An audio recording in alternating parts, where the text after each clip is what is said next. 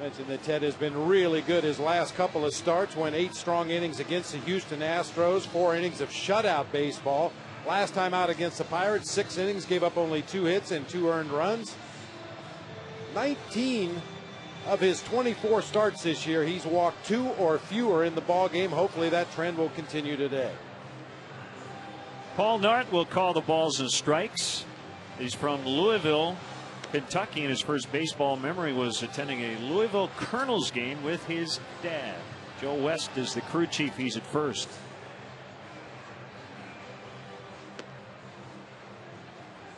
Country Joe, wonder if he put on a show last night somewhere. He may have. He's an accomplished guitar player, country western singer. That's why they call him Country Joe West.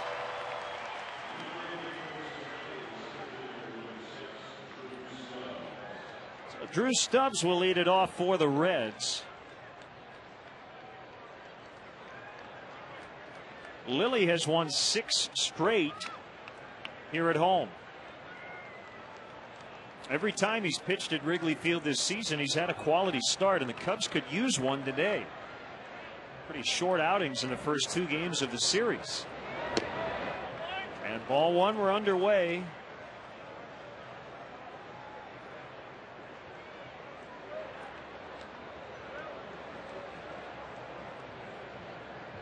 The 1-0 pitch just off the inside corner.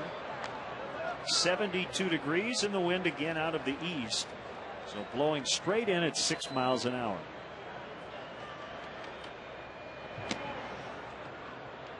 Boy, a rare struggle with a strike zone for Ted Lilly. First 2 pitches were both borderline, probably could have gone either way. Paul Nart behind home plate today. We'll see how his zone progresses throughout the day.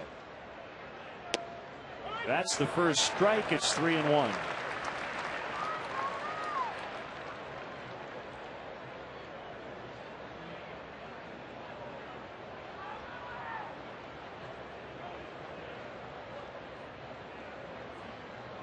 He saw Ted with a false start and just a little bit out of rhythm, so he's going to start over.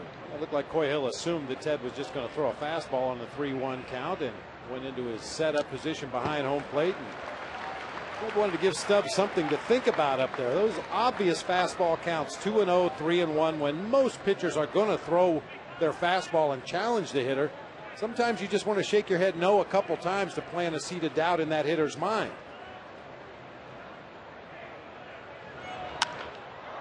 High fly ball out into right center.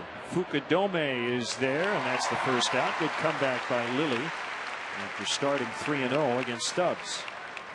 I think that's the biggest difference between Ted Lilly and some of the other pitchers on the Cubs staff this year. When he misses the strike zone, I never am too concerned, because you get the feeling Ted can throw a strike whenever he wants.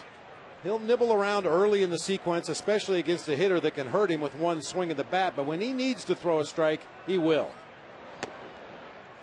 Ball 1 to the shortstop, Paul Janisch. Is 2 for his last 33. Been playing short a lot since Alex Gonzalez was traded to Boston in mid-August.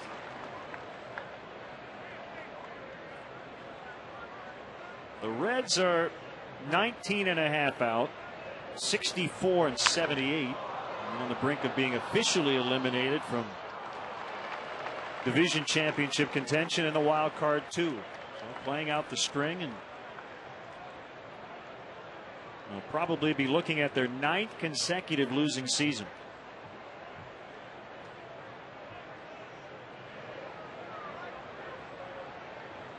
Their last winning campaign was under Jack McKeon in 2000. Since then, they've had 6 different managers, including the former Cubs skipper.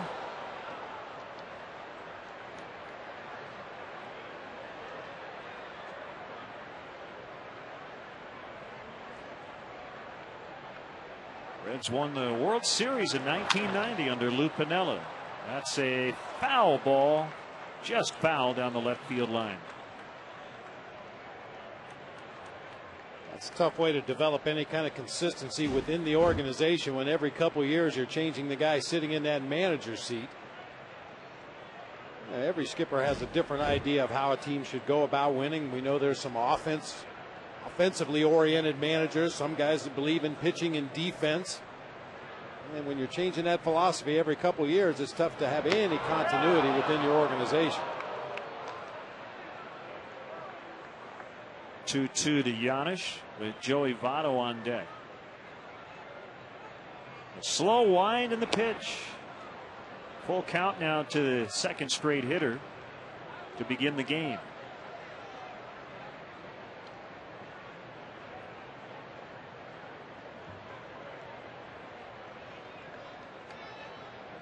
No, puts down the index finger. Fastball fouled back. And one thing to watch for with Ted Lilly today as well is the velocity on that fastball. That last one was at 84 miles an hour. Now Ted on a good day can get his fastball up to 94 miles an hour. He'll throw his heater anywhere between 78 and 92, just depending on the count and how aggressive he thinks that opposing hitter is going to be. It's what we call adding and subtracting. Some guys have a real feel for it. They know when that hitter's going to be a little more aggressive. They take a little bit more off of their fastball. The guy's likely to be taking in a certain situation, he'll just lay one right down the middle of the plate in the mid 80s. And if he needs his best fastball, he can reach back and get it. This battle continues.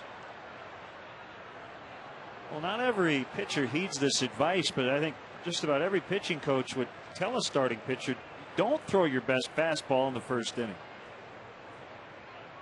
You don't want to show him your best heater that first time around. You don't have to. Another pop-up. This will be playable, and in play for Baker as he was twisting and turning. A guy who was really good at that, Bob, was Hideo Nomo. He'd throw 80-81 on his fastball in the first inning. He'd get it up to 90-91. It really is kind of what we generally lump under the feel. A pitcher has a good feel out there on the mound. I think I've told the story in the past. We had a young pitcher with the Arizona Diamondbacks, and you looked at his pitching charts after every start. Every fastball would be 91, 91, 91, 92, 91, 92. Couldn't figure out why hitters were timing him up and hitting the ball so hard. And, you know, you mix in an 87, you mix in an 84, then you throw 191, then you throw 187. That hitter's constantly in a rocking chair. He can never really get comfortable and really key in on your fastball. Votto has not been able to get comfortable, even though he's ahead in the count. Both of the first two pitches were inside from Lilly. The third one, too, 3-0.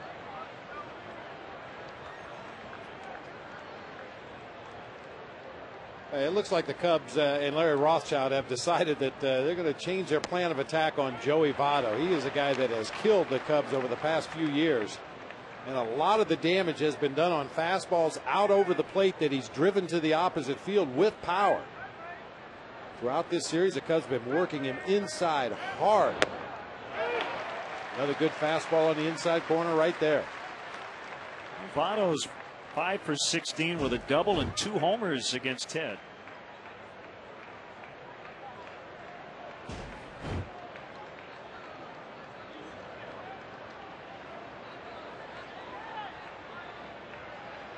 Another 3-2 pitch in this inning, and that's a base hit into left center for Votto.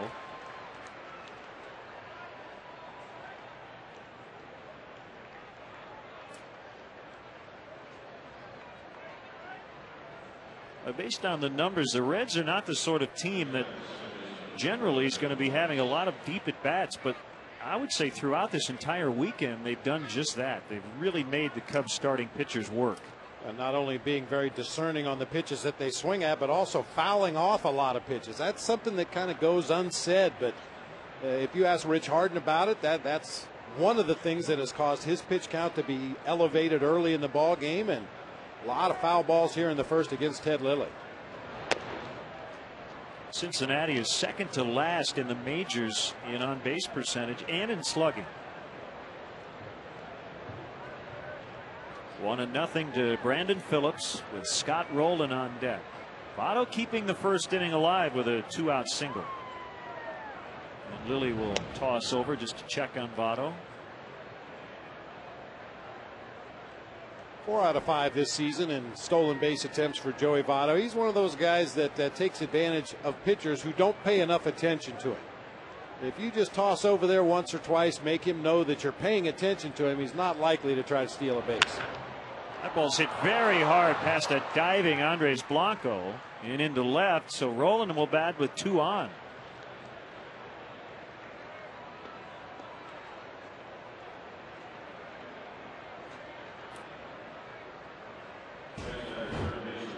Ball was struck well through the left side, just past a diving Andres Blanco. Okay, sometimes a pitcher will make a mistake and give up a base hit like Ted Lilly just did to Brandon Phillips, and you'll be thankful it was only a single. You hang a pitch up over the middle of the plate to a home run hitter and only give up a single, well, you feel pretty fortunate about it.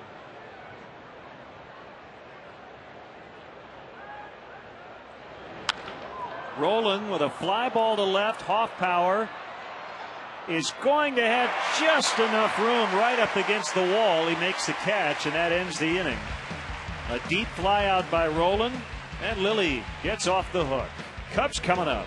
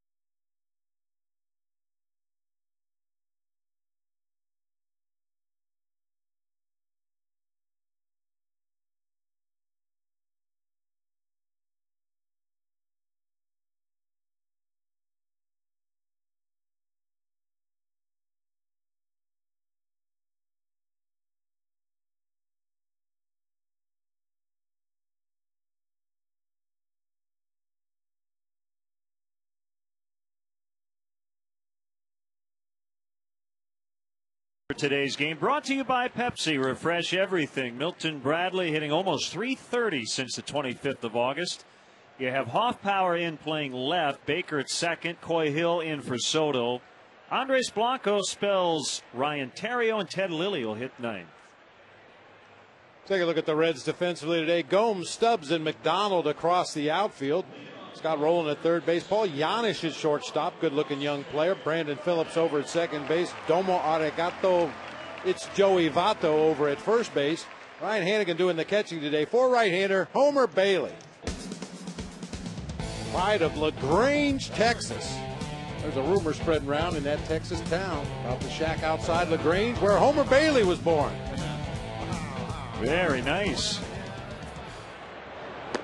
He is the perennial prospect for the Cincinnati Reds, the #1 draft pick back in 04. He was their top prospect in 04, 05, 06.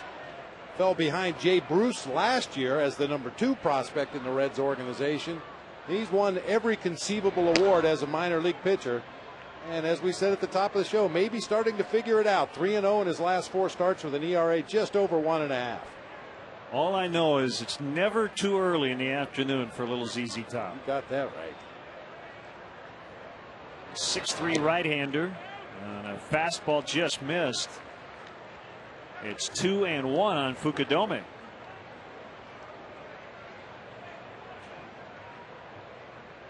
Kosuke 0 for 6 in the series, but he has walked 3 times and scored twice. 2-2. You see a fastball, a curveball, a slider, and a split finger from Homer Bailey. He's basically fastball slider to the right-handed hitters, fastball curveball splitter to the lefties, and works away, away, away. He'll show in on occasion. That one was in, and it's pulled on the ground, and Brandon Phillips whipped on it. That'll be an error on Phillips. Normally extremely sure-handed at second. That's his 9th error of the year.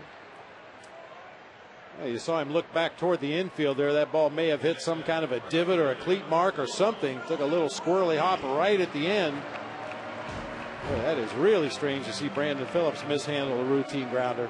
And he's not happy about it. As Milton Bradley faces Homer Bailey for the first time in his career.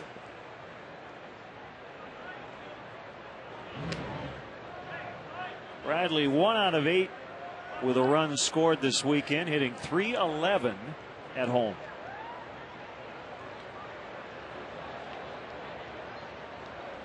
Roland plays in on the grass at third. They're in double play depth up the middle. Phillips out there kicking the dirt. He did not want to put his pitcher in an early hole, but he did with the error, so Bailey has to work from the stretch.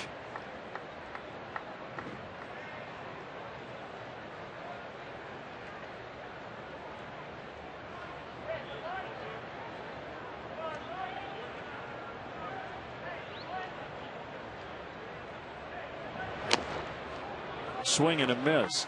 You know, Bob, this is a unique sport in that, in a lot of ways, if you just do individually what you're supposed to do, it does help the team. Defense, though, is, I think, more obviously team-oriented. Oh, we saw it yesterday when the Cubs committed 3 errors in 1 inning. Really putting Randy Wells behind the 8 ball as Bradley strikes out. 1 away here in the first.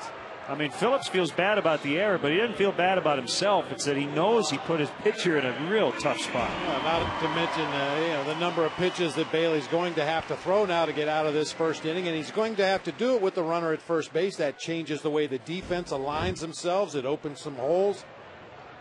Yeah, those physical errors that players make, you're absolutely right. Most of the time, they're not concerned about their own fielding stats. They're concerned about getting through the inning without allowing that guy to score.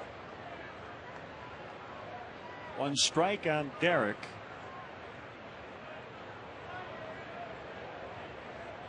I think most ball players, especially good defenders like Brandon Phillips, they view that defense as a given. They're going to make every play that's hit to them. They don't worry about that. And when they do make one of those rare errors, it really eats at them. Well, he's on the cover of their 2009 media guide because he won the Gold Glove last year. The headline is "As Good as Gold." And he's got a lot of flash in his defensive game as well. We've seen him make some unbelievable highlight reel plays, backhanded flips, behind the back flips to second base.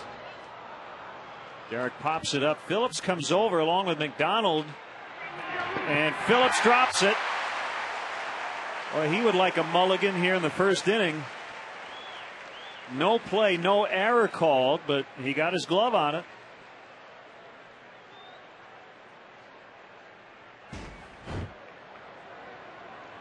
Saw him take that actually 2 last peeks toward that bullpen area, and maybe took his eye off the ball at that last instant, knowing he was getting close to that brick wall over there in the bullpen. I'm sure that's a play Brandon will tell you he should make 99 times out of 100. We just saw the 1. Psychologists, they have all those lists of the different steps. I think laughing is one of them in terms of anger. He's not happy, but you sometimes see that on a baseball diamond. When a guy's upset, instead of getting angry, he just laughs. You try to calm yourself down. He has that look right now like, I can't even believe what's going on. See if the Cubs can make him pay for it.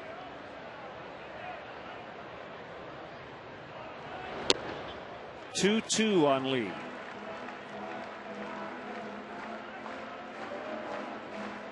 Sometimes Carlos will smile on the mound when he's clearly not happy, but he usually shows every emotion.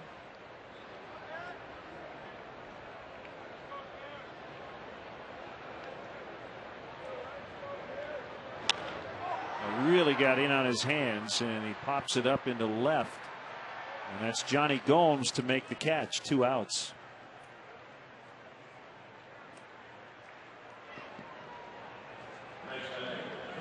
I mentioned Homer Bailey almost exclusively likes to work away from both righties and lefties, and on those occasions when he does come inside, he's got a little extra zip on that fastball. We've seen him up in the mid-90s already in this ball game. Hit 97 in his last start. It's a good ambush pitch if you're working away, and then can sneak a 95-mile-an-hour fastball on the inside corner. You're going to jam a lot of big league hitters. Fastball is low to Aramis Ramirez. Talked about him in the open, coming in at 319. Lefties fare a lot better than righties against Bailey. Aramis is 5 out of 6 so far in the series.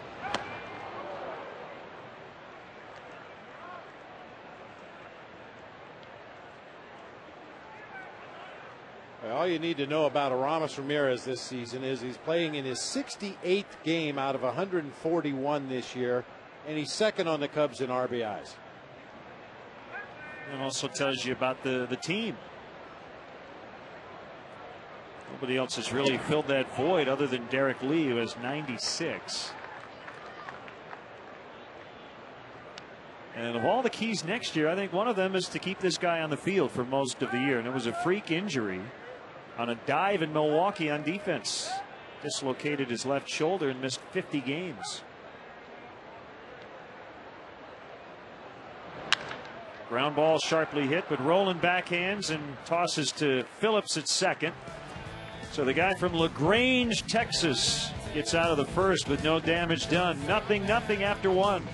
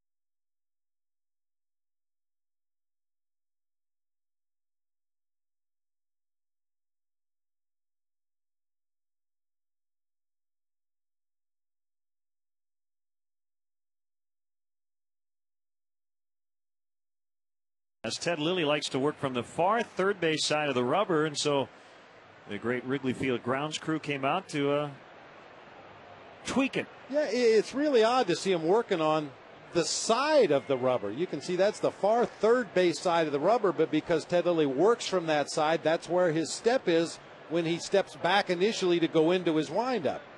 Must have been a little soft spot there, so they fixed it up for him between innings. Cubs baseball in high def, sponsored by Comcast, as left fielder Johnny Gomes swings and misses.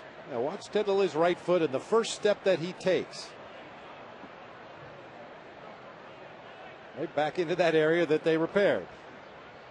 There was a little bit of a dip there, and made him feel a little awkward going into his windup. 0-2 to Gomes. who hit a game-tying home run, 3-run shot on Friday.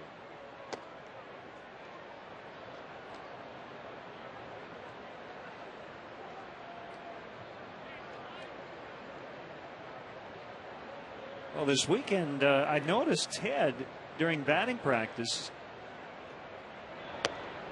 called strike 3. He's been wearing a giveaway hat. Did you notice that? Yeah. I asked him if there was any significance. He said no, wouldn't be allowed to wear that in the game, but it was a Museum of Science and Industry giveaway cap from earlier this season. Whatever it takes, Theodore. From our Southwest Sky Cam, you saw Coy Hill was set up inside, reached to the outside part of the plate to catch that called strike 3.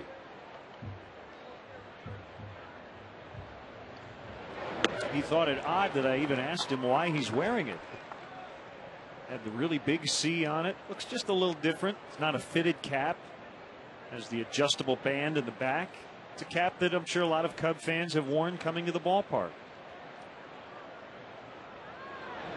I think really the only explanation you need is Ted Lilly's a left-hander.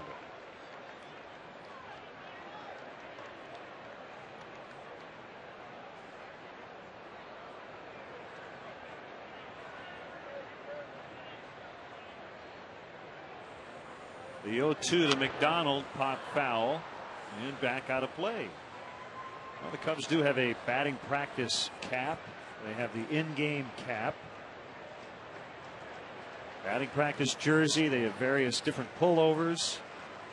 Too many options. Yeah, they used to have a home hat and a road hat. Eliminated one of those options this year. And no more red-billed road cap.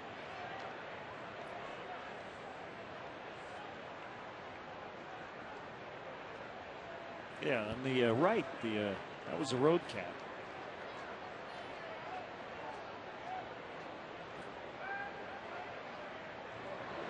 Swing and a miss. Back-to-back Ks for Lilly. Watch the Cubs take on the Brewers this Tuesday at 7:05. Be sure to arrive early. The first 10,000 fans will receive a Cubs deck of cards, compliments of only Vegas.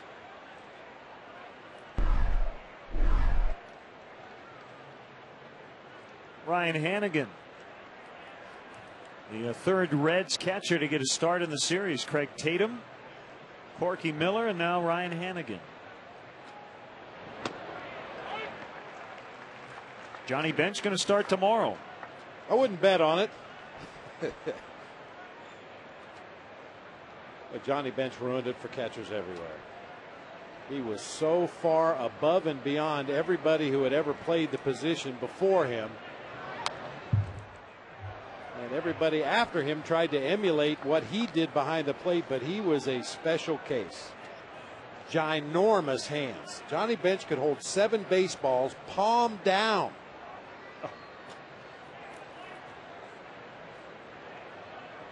Really, along with Randy Hundley, helped revolutionize that position. Ooh, just missed 1 and 2. It used to be you took your biggest, slowest guy and stuck him behind a plate. Hey, you sit back here and try to keep the umpire from getting hit, and when you get up to the plate, swing that bat. And Randy Hundley and Johnny Bench turned that into a defensive position that could be offensive. And as Johnny used to say, for the Reds in the second, no runs, no drips, no errors.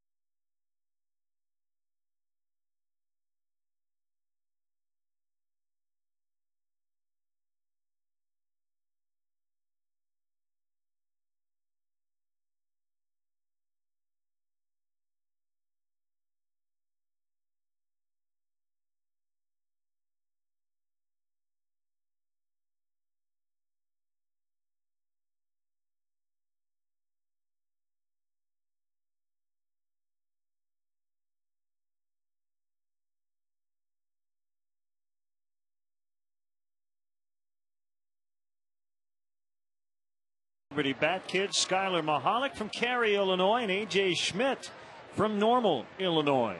For more information on how you can be a Walgreens Celebrity Bat Kid, go to WGNradio.com. Walgreens, the pharmacy of the Chicago Cubs. On a boats on the lake. Beautiful mid-September Sunday afternoon.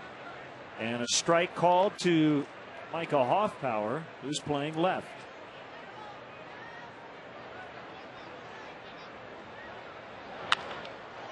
And he rolls it into center for a base hit. First hit of the game for the Cubs. We were talking about Johnny Bench earlier. 1, 2, 3, 4, 5. That's 7. I'd be laughing too if I could hold 7 baseballs in one hand. And it's simply amazing. There's an art to it now. There's some physics involved in where you put the baseballs and how you spread your fingers, but still, just the fact that he can palm 7 baseballs. Leadoff man on. It's Jeff Baker at the plate. And he takes it low and outside, ball 1. Final game of this season series. Cubs will win the season series. They've taken 9 of the first 14.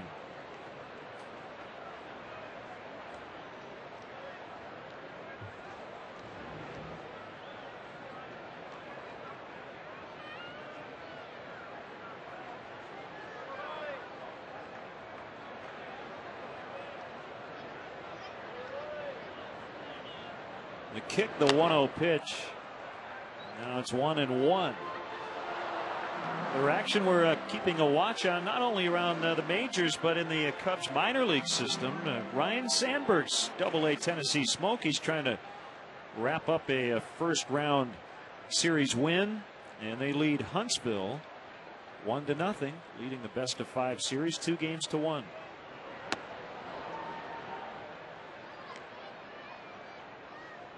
One and 2 to Baker.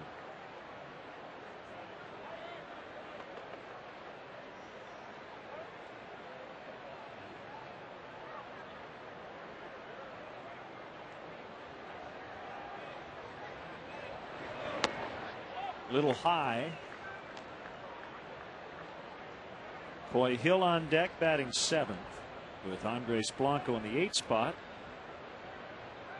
So a little bit more of a defensive lineup with Hill and Blanco in there today.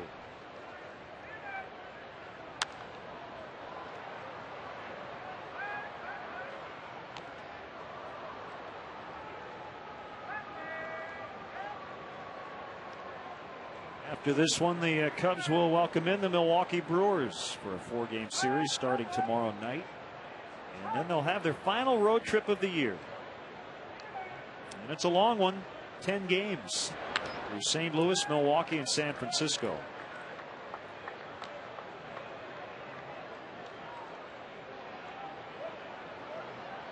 Former Cub Casey McGee very much in that Rookie of the Year mix. He had 2 homers, 4 hits, 6 RBIs last night in Arizona.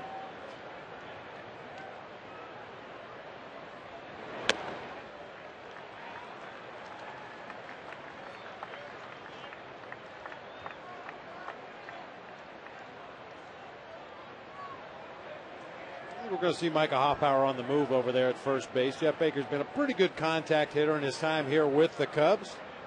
There's a huge hole on that right side of the infield to shoot for. Not running, and it's skied to right for McDonald.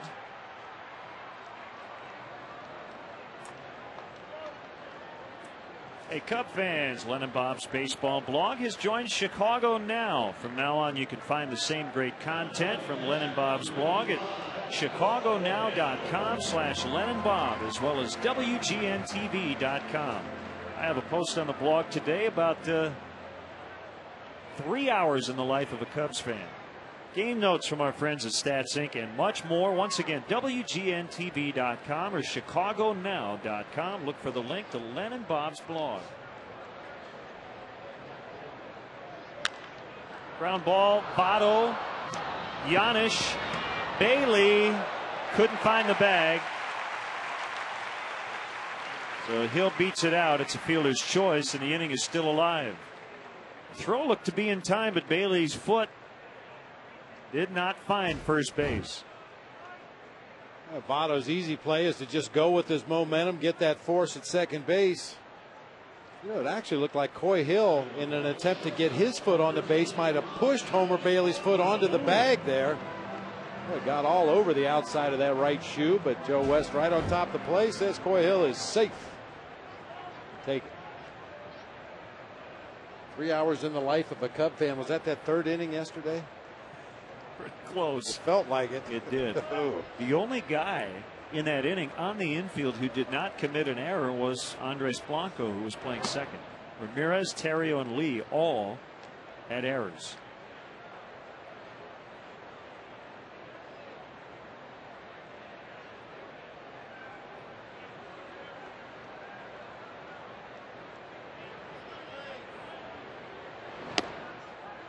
Talking about Blanco, Lou said before the game, all he has to do is hit 240, 250. Not looking for him to hit 300 because of the way he plays defense. He's a guy who certainly could spend the whole year on this roster and get a lot of playing time. He makes a difference with his glove. No question about it. And just watching Andres Blanco, what we've seen of him this season, and this is my own humble opinion, I haven't talked to Bon Joshua or Andres about it, but it looks to me like if he would back off the plate just a little bit. He has a long swing to begin with. He gets locked up on a lot of pitches that are even on the inside part of the plate, not even to the corner. That ball was right down the middle of the plate. That's a good call. He grounds out. The inning is over. Cubs get a leadoff hit, but no runs. 0-0 after 2.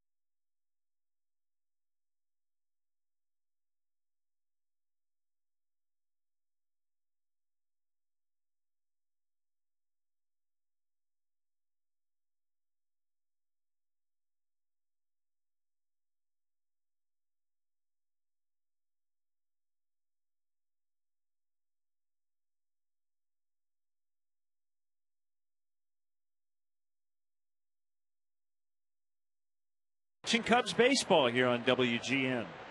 We want to say hi to a couple of big Cubs fans. 2 little girls at their first Cubs game. Ava Arroyo and Kylie Arnold in attendance today. Pitcher against pitcher. Homer Bailey takes a strike from Ted Lilly. Also like to wish a happy birthday to my sister Doris Brenly, watching the game back in Gahanna, Ohio today. I know she's in mourning because the Buckeyes took another one on the nose last night, but hopefully the Cubs will win a ball game for her here today. Jake Fox is bouncing around the clubhouse as his Wolverines not only beat Notre Dame, but Michigan State lost at home to Central Michigan. That's foul.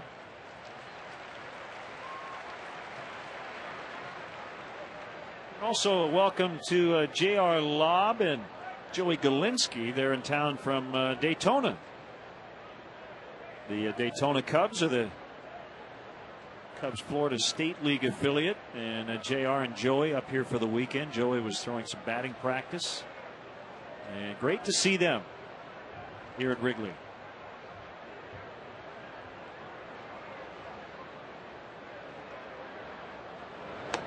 Big swing and a miss, strike three. Cub fans, don't forget to visit the WGN Sports Game Zone at WGNTV.com. Brought to you by The Great Escape for up-to-the-minute stats and info designed to give you everything you need to know during the game. The WGN Sports Game Zone is available for every Cubs game and is brought to you by The Great Escape. Pools, patio sets, play sets, hot tubs, and more.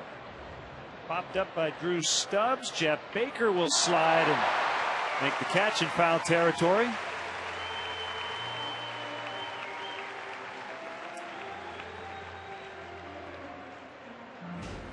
Not sure how much of a difference it made, but you may have noticed Brandon Phillips on a similar attempt over there in the bullpen had his shades up on top of his hat. Jeff Baker has his on his face. Looking right up into that afternoon sun. Nice sliding catch.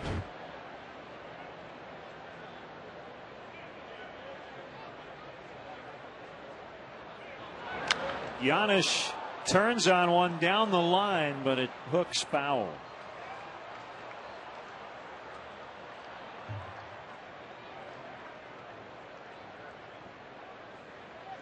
We better hurry. We're in the third inning.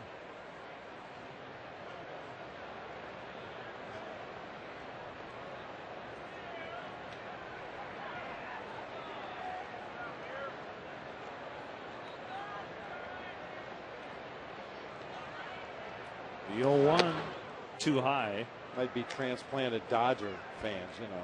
Could be. New to Chicago. Throw up in the fourth, leave in the seventh. That's the way they do it in L.A.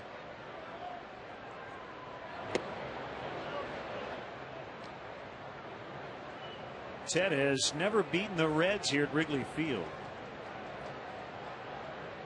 He's 0-5 in 7 starts. A real tough loss back on April 22nd, 3-0. He gave up 1 run. It was unearned in 7 innings. Didn't walk anybody, and he lost the game.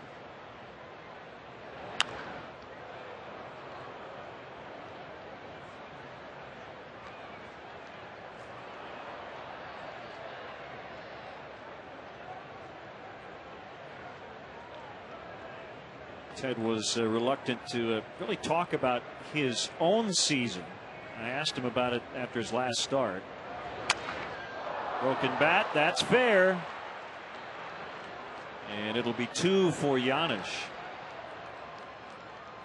I asked Ted basically to assess his season, and he said, well, I mean, it's disappointing because of where the team is in terms of the standings. That's really all that matters to him. Now, for most players, you can't really assess your own season when the ball club has struggled the way the Cubs have this year until much later into the offseason, when you can kind of step back a little bit and look at your own numbers and how you compare not only to your teammates, but how do you compare to the rest of the league. And if and when Ted Lilly does that, I think he'll be pretty pleased with the season he's been able to put together this year. Well, he's had excellent command throughout. Only walked 32 all year. Last year he walked 64 in just over 200 innings. If he continues at the same pace, he might end up with the best ERA of his career right now at 3.17. It's funny to say, I mean, he has 11 wins. He's not going to get to 17, which he won last year, but I think this has been his best year as a Cub.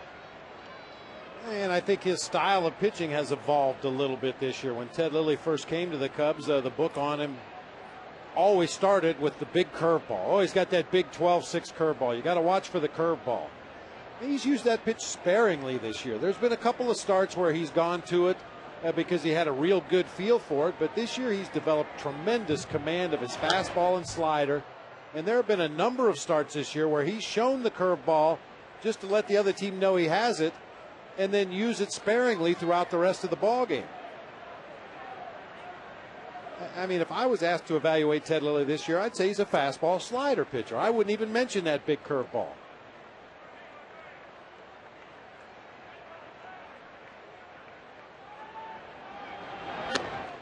There's a slider. It's outside. 2-2 to Votto.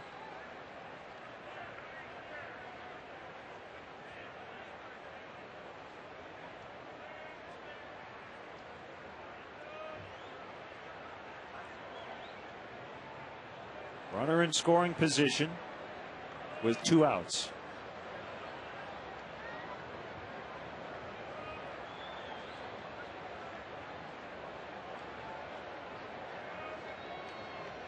Long look by Lilly. Now he has the sign from Hill. It's punched foul. We'll do it again.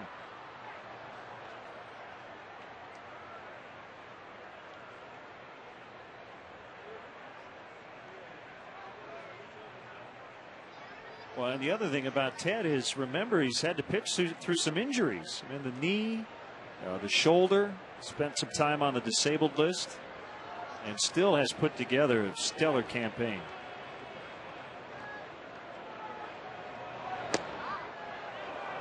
An extra look there by Paul Nart. 3-2. Well, there have been a number of pitches right down there at the bottom of the strike zone, all over the white part of the plate, and he's just not getting any of these calls. Watch the umpire's head move. By the time he got his head around the side of Coy Hill, Coy had already moved the glove 3 inches. Not sure the reason for that head move there, but certainly unnecessary. Now watch where Coy catches it, pulls it back up, and only then does Nart look over to see where the glove is. Too late then.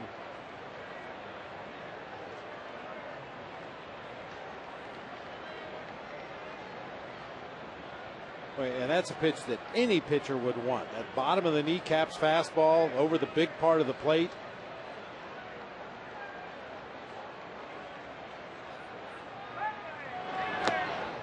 All 4. So 2 on for Phillips.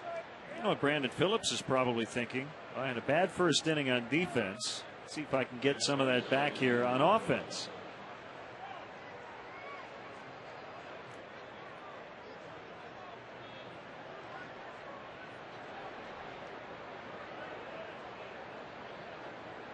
I read where he didn't even realize when he faced Jeff Stevens the other day that Stevens was involved in that trade for Phillips between the Indians and the Reds.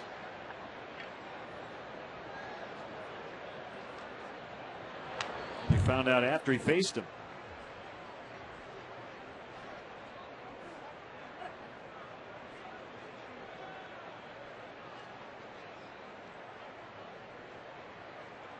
This is the way it's gone for the Cubs here lately. They've gotten to the point now where they almost root for the Cardinals because their best shot seems to be the wild card. Well, the Braves are beating the Cardinals again, 6-0. Rough day for Chris Carpenter. But one day, the Cubs were able to pick up some ground on St. Louis the last month or so. It was a day you said to yourself, well, I don't know if we really wanted them to lose because it meant Atlanta got to win. Go figure. Swing and a miss. Strike 3 to get out of the inning. 2-out double, then a walk, but no runs. Still scoreless.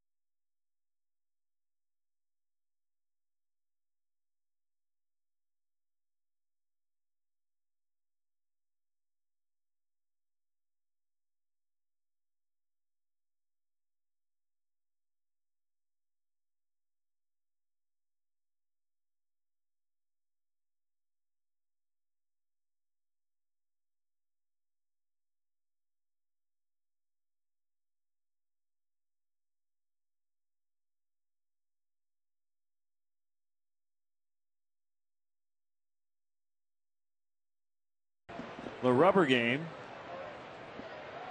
And Ted Lilly will get his first at bat against right-hander Homer Bailey, who's making his Wrigley debut and facing the Cubs for just the second time.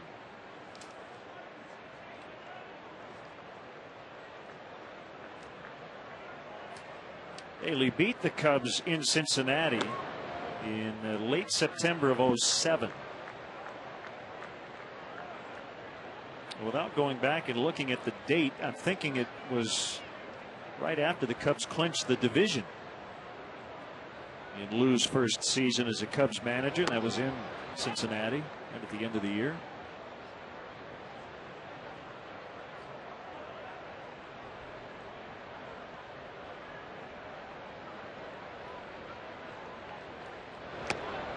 Two and two on Lilly.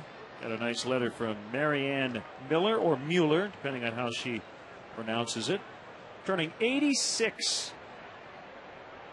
Rather, Rita Miller turning 86. This is from Marianne,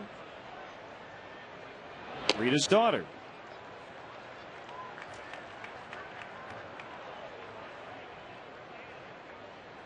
Well, Lily's done his job already. He's worked a full count. Really doesn't matter what the result is.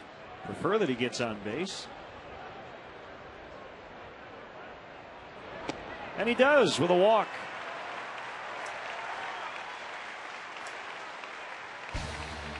The 2009 Chicago Cubs baseball season on WGN is brought to you by Bud Light. The difference is drinkability. And we like it when Ted Lilly gets on base because you never know what's going to happen. We've seen him run over Yadier Molina at home plate. We've seen him throw head first sides into second base. We've seen him try to break up double plays. He just likes to play the game.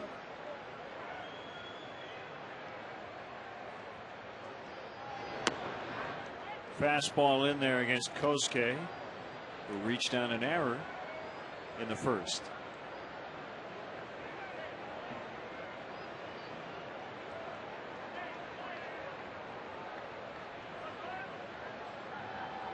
Going inside on him.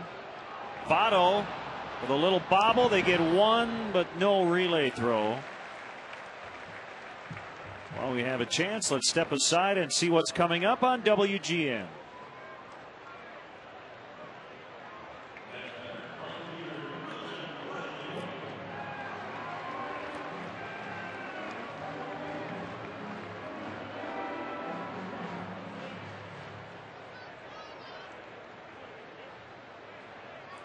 Bradley fan club. We love you madly, Milton Bradley. Sounds like the old Doors song. Don't you love her madly?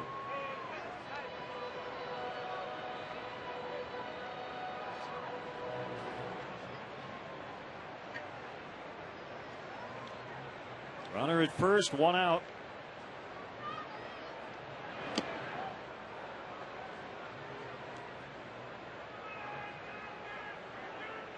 In between swing.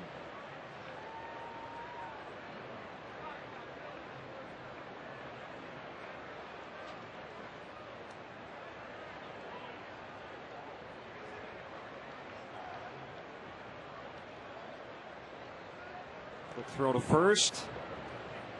And Kosuke back in time. Now Bradley, or rather Bailey, does not have a particularly good pickoff move at first base, but he will throw over there quite often.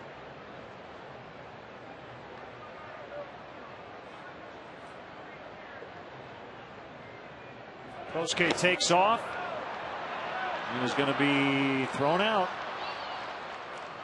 Well, you better get a good jump today because Ryan Hanigan and Coy Hill are really good back there. They are both atop the majors in throwing out base stealers. Hill is first, Hanigan second, both over 40%. Kosuke with a peek back toward home plate. That doesn't necessarily guarantee that it was a blown hit and run. Some base stealers will take a peek back anyway just to see what the action is at home plate to decide whether they need to slide into second or turn the bag and head for third if the ball's put into play.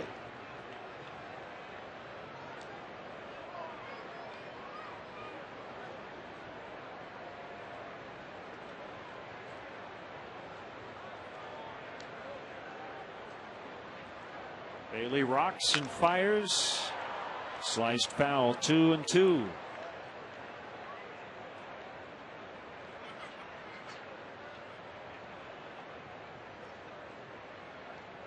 Reds, one of the most banged up teams in baseball in terms of DL stints, and no area really has been left untouched. The starting rotation hit by Edinson Volquez's elbow injury, Tommy John surgery. Aaron Harang done for the year after an appendectomy, but it's been Homer Bailey today, shutting out the Cubs through 3, 0-0.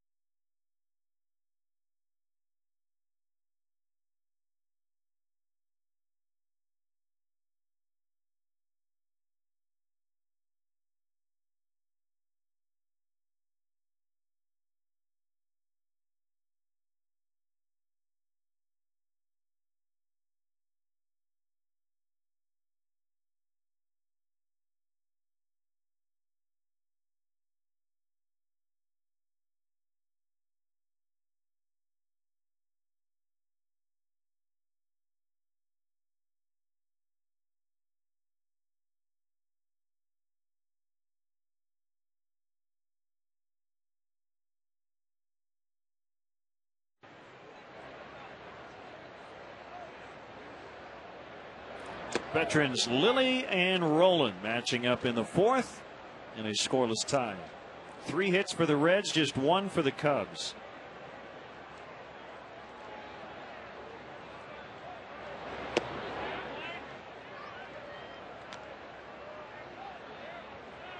A few years ago, when Scott Rolen was in the prime of his career with St. Louis, there were many saying he was the best defensive third baseman ever.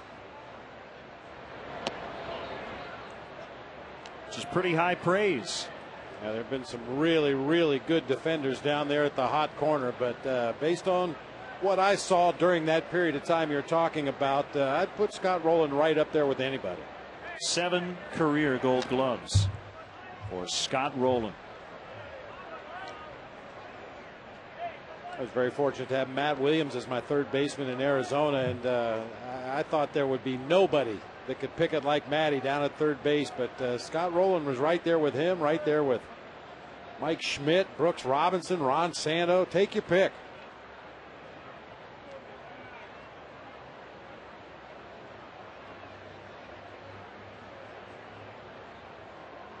Last Gold Glove was in 2006.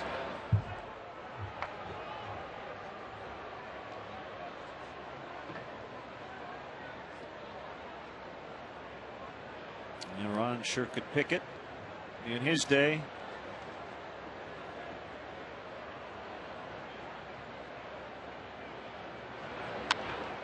Driven into the gap.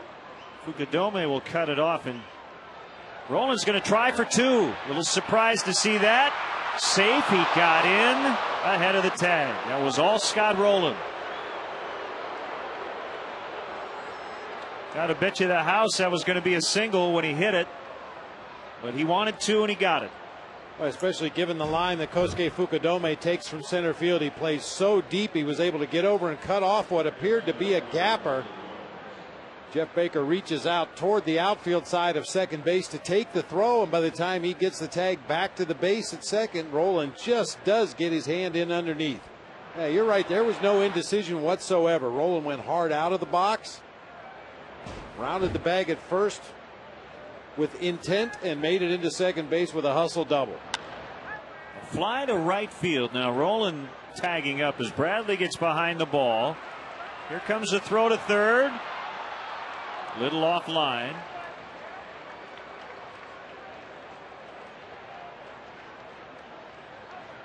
Only problem there for the Reds is Gomes barely gave Rolen enough time to catch his breath.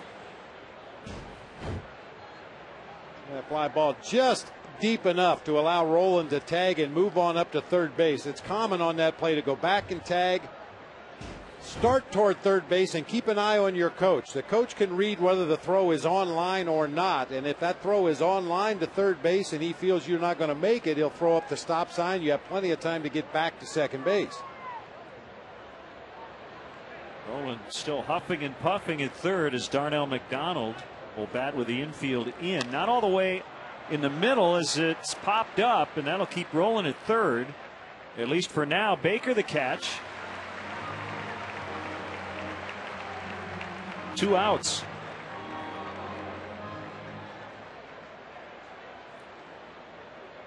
Some over aggressiveness by Darnell McDonald, and Lilly has a chance to get out of it. We'll see if he even pitches to Hannigan. And I think that's what Lou wants to discuss with the pitcher on deck. Now, Hannigan is, no question about it, a contact hitter. Only 2 home runs and 9 RBI on the season in over 230 at bats. But he's only struck out 26 times. He's walked 33. So this guy's probably going to put the ball in play somewhere if you want to just take the bat out of his hands and go after Homer Bailey. And that was the discussion between Lou Piniella and his pitcher.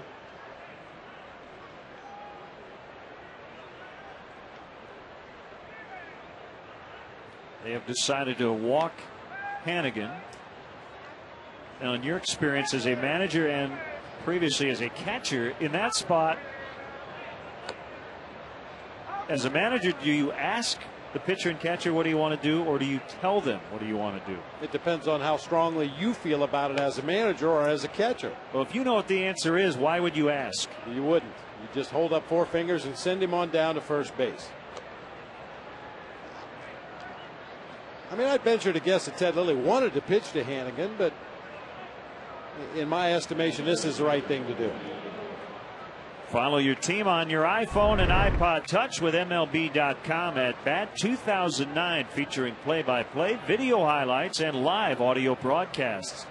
Visit Cubs.com on your iPhone or iPod Touch to purchase. Bailey takes ball 1 inside.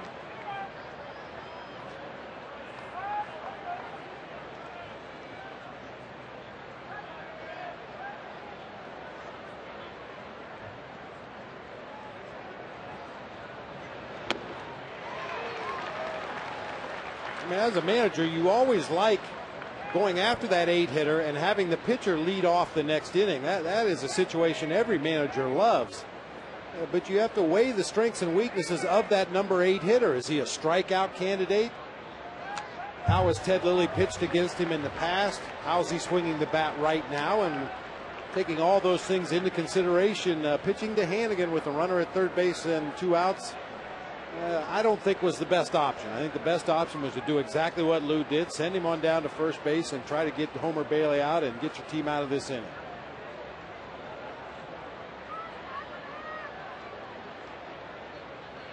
Ready for a 1-2 outside to even it up. And certainly the hitting prowess of the pitcher enters into it a little bit as well. And Homer Bailey has not swung the bat well this year for the Reds. 2 for 28 on the season.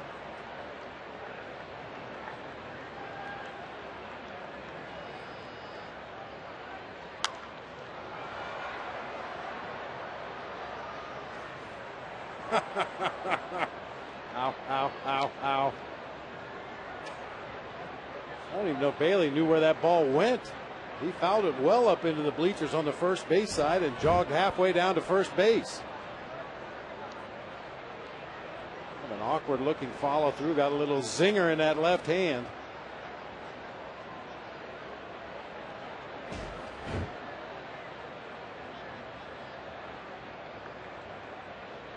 Another 2-2. He's now 2 on of 29 on the season. He tries to shake it off and get set for the bottom of the inning. No score.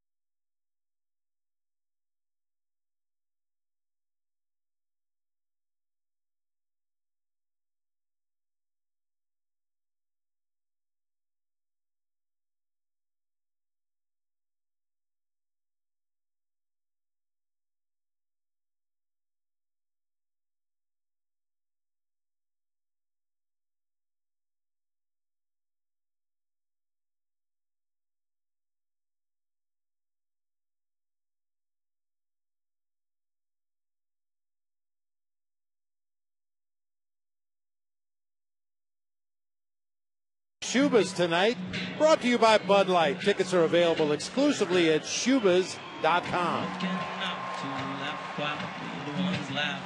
Something someone said, but I didn't hear that.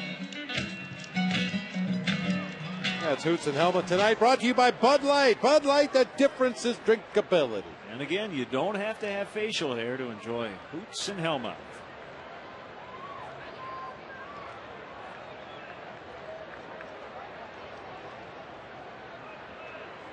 Derek Lee against Homer Bailey.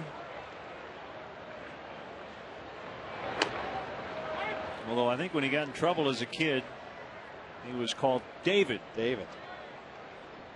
Which is his given name. He's called Homer after his great grandfather. It's kind of an unfortunate name for a pitcher. I was just thinking the same thing. As of course was Bob Walk, now a broadcaster with the Pirates.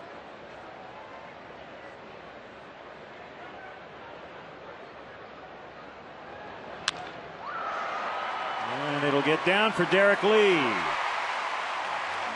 Leadoff single, second hit for the Cubs.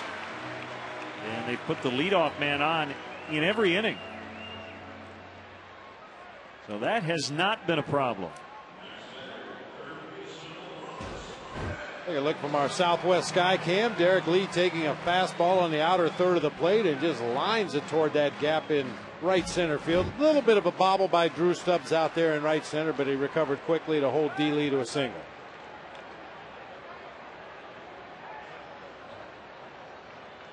Drew Stubbs' nickname should be Ticket.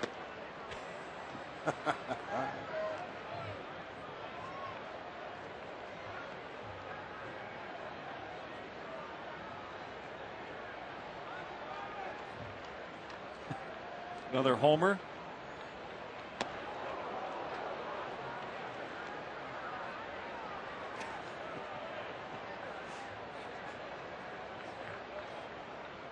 One and one.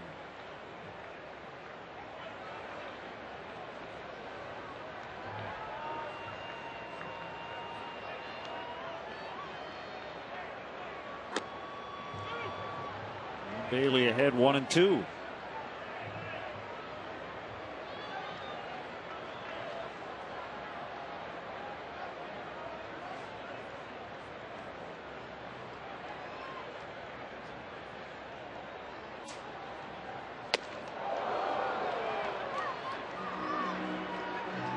one of those rare inside fastballs from Homer Bailey. Up and in, pushes Ramirez off the plate. Good to have him set up to go away with that hard slider right here.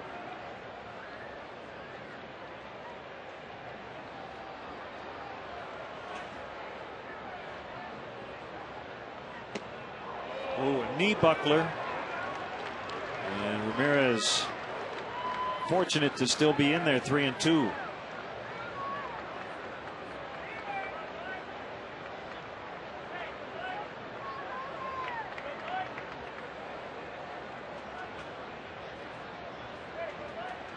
I can do that. Runner goes. Base hit right field. Lee'll make the turn and easily get to third. Best chance for the Cubs today.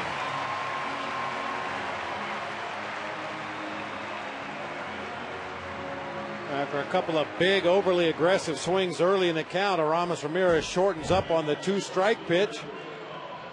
Kept his head right down the barrel of the bat and lined that ball into right field. D. Lee on the move will easily turn the corner and head to third. Cubs have it cooking.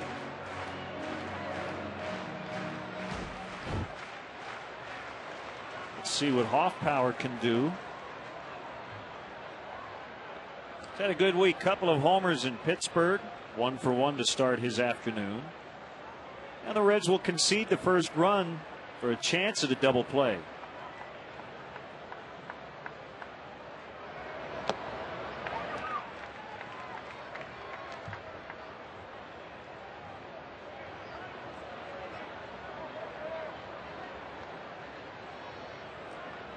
The Reds had a runner at third with 1 out in the top of this inning, but it was getting down toward the bottom of the lineup. Cubs are right in the heart of their order with first and third no outs and a 2-0 count to Hoffpower.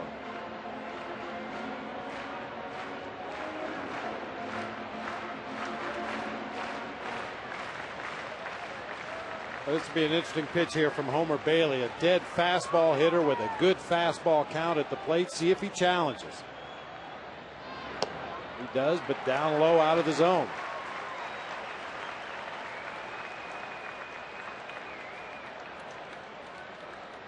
There's Jeff Baker on deck.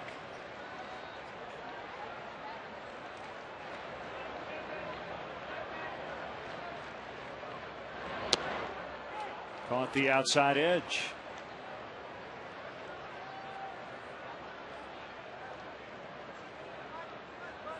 Like Michael was taking all the way on the 3-0 pitch. That won't be the case this time if Homer Bailey throws something close to that strike zone. Hoffpower, one of 11 different Cubs to get a start in the 5th spot in the order, and Lou specifically talked about that part of the lineup as a problem area this season. 24th start for Hoffpower in the 5th position. 3-2 hit foul.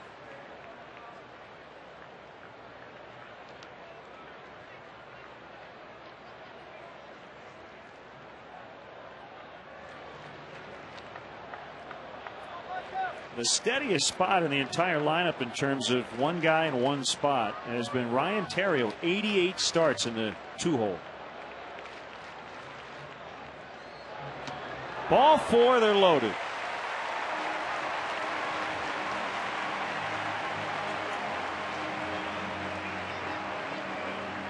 Well, Michael Hoffpower has shown a lot more discipline over the last couple of weeks here of the season. Not chasing as many pitches, laying off those breaking balls when they're out of the zone, and when he does get counts in his favor, he's taking some nice aggressive swings. I don't know if it's a similar situation today, but Dusty was not real happy with Johnny Cueto's pitch selection yesterday as the Cubs were coming back. He threw a changeup to Ryan Theriot and walked him in the 6th inning. That led off the inning, and the Cubs would score 3 runs and eventually tie the game in the 7th. And Dusty's point was that Cueto should have just gone right after Theriot and thrown him a fastball and not messed around with a 5-0 lead. A little different spot here in a 0-0 tie, but Bailey Tried to get Hoffpower with a breaking ball and missed on a 3-2, and now the bases are loaded.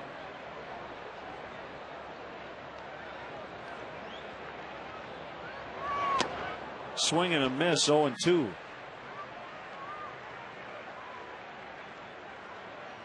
That's one of those deals, Bob, where if the changeup on the 3-2 works, you don't hear about it from the manager, but it better work. You're going to freelance a little bit.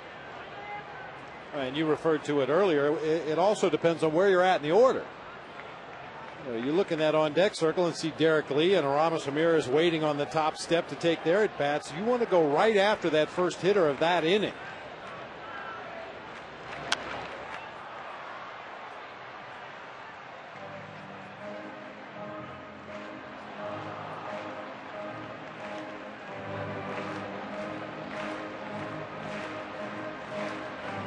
But you're absolutely right. He could have thrown a knuckleball in that situation. And if he got Ryan Theriot out, nothing would have been said.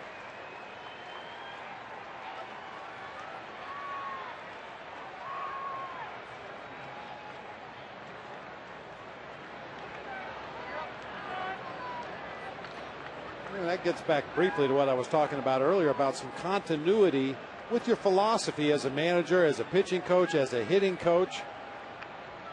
Very valuable lesson learned yesterday. Know where you're at in the lineup, know which hitters are likely to do the damage against you, and go after the guys in front of them in the order to try to limit that damage.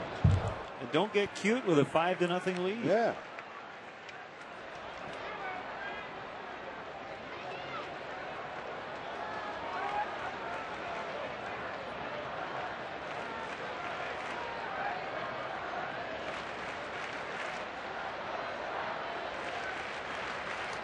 Another 0-2 to Baker, and a big strikeout for Bailey. Foul tip into the mitt for his third punch out. And Lou frustrated as another Cubs batter failing to come through with runners in scoring position. That's only the first out.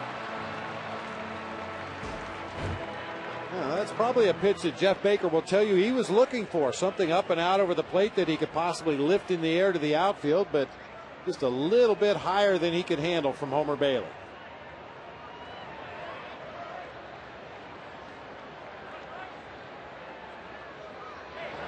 Coy Hill sprays it foul.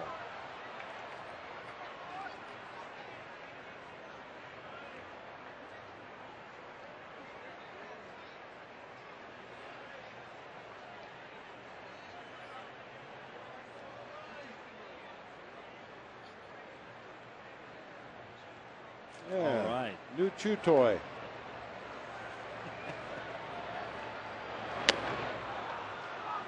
Oh, 2. We've seen both teams get very aggressive in these spots the last couple of half innings. Patient to set up the inning, and then with guys in scoring position, less than 2 outs, a lot of swings early, and Coy Hill in an 0-2 hole.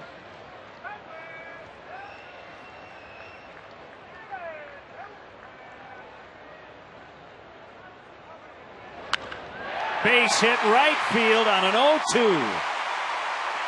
And the Cubs get the lead. Lee scores. And maybe another learning experience for a young Reds pitcher as Homer Bailey threw a pitch that was too good. Way too good in an 0-2 count. I mean, you've got 2 or 3 pitches to play with here in this at bat, and he comes right after Coy Hill with a fastball up and out over the plate. Well, we've talked about the Cubs over the past 3 seasons. They love to face pitchers who like their fastball, guys that are going to challenge. That didn't appear to be a count to challenge Coy Hill, but Homer Bailey did it anyway. They're still loaded for Andres Blanco, strike 1.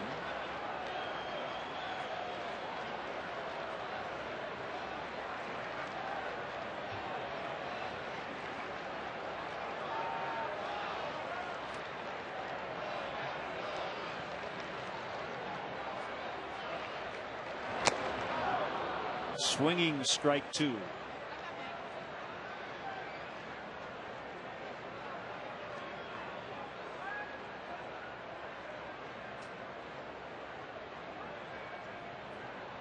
Wrigley's been in a really good stretch, 3-0 over his last 4 starts with a 1.67 ERA.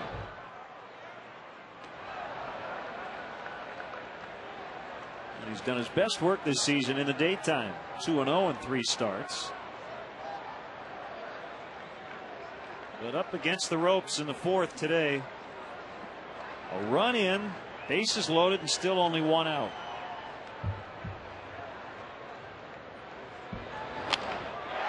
A floater out into right center. Another 0-2 single. This one's going to knock in 2. Throw goes to third. Everybody's safe.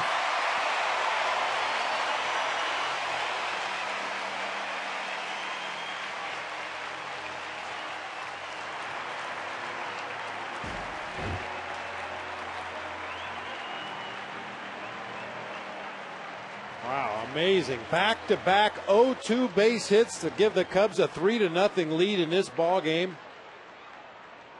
Good aggressive base running by Coy Hill. Draws the wide throw to third base, allowing Blanco himself to move into scoring position for Ted Lilly.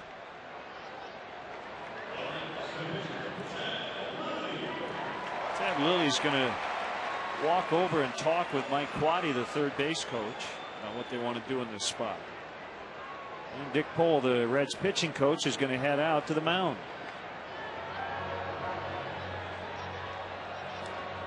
Don't miss the action as the Cubs battle the Brewers this Thursday, September 17th. Game time is 1:20.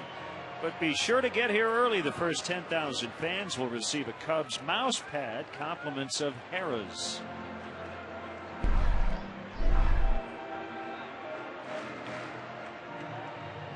I want to think about pitching out on the first pitch just so he doesn't get to an 0-2 count. That's one of those cardinal sins. You should never give up a hard hit ball in an 0-2 count.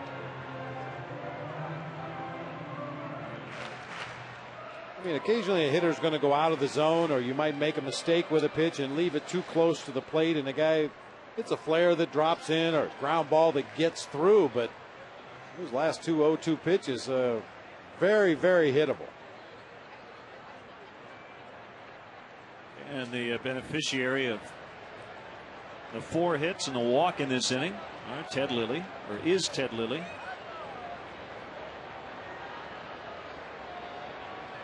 Everybody in, and they do pitch out. Not sure that's why. I don't think that's why, but they were thinking maybe a squeeze play was going to be put on. But as you mentioned, now Ted Lilly cannot come up with an 0-2 hit.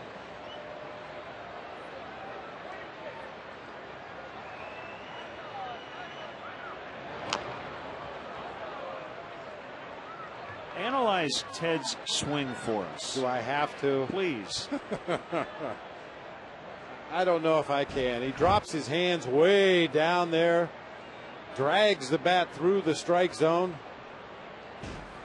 I mean, occasionally he has guessed right this year, and he started that swing early enough that he got the barrel of the bat out in front of home plate, and he's hit some balls right on the button.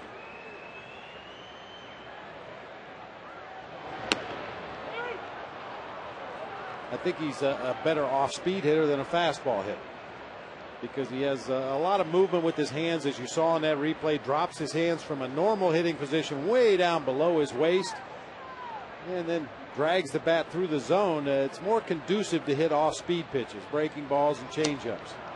Spins around and strikes out.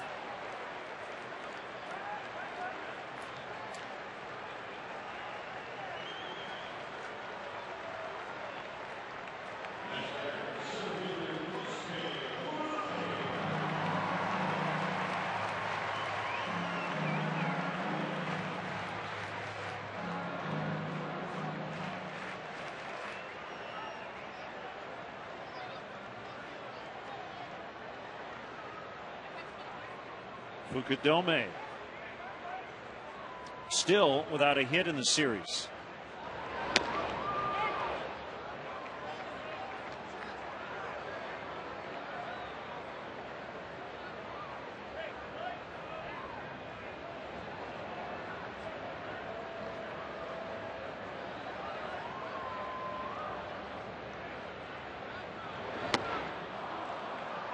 1-2.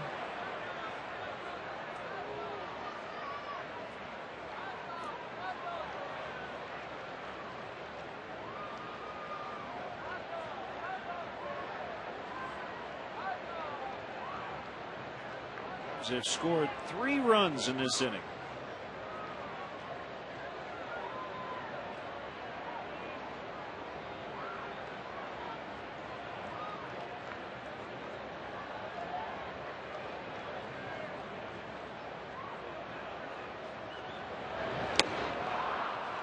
Bailey gets out of it eventually by striking out Lilly and Fukudome, but the Cubs got 3 to take the lead after 4.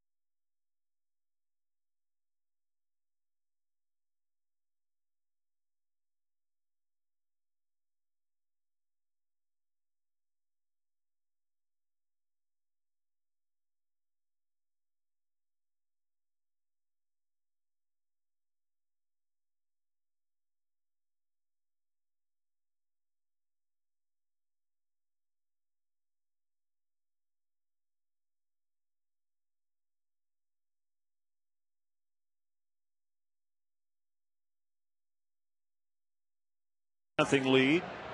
Every start he's had at home has been a quality start. This is his 12th of the year. He seems to be well on his way to a quality outing. Getting into the 5th, having allowed no runs through 4. He's thrown a lot of pitches. There's a check swing and a ground ball right to first. Derek Lee steps on the bag and Stubbs is retired. Now time for the 5th inning, brought to you by Subway. Hey, Chicagoland viewers, how would you like to win 5 $5 footlongs from Subway? Just be the 500th texter to text Subway to 97999. Go to WGNTV.com for complete info and rules.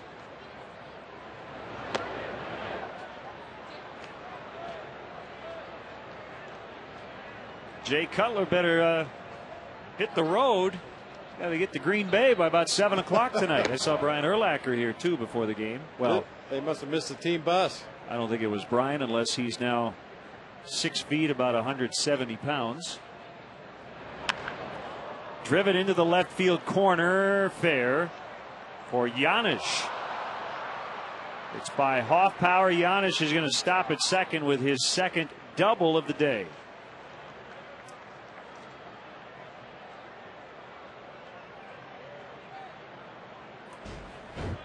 But Paul Giannis has hit some balls hard down into that corner foul in this ball game today. That time was able to keep it fair.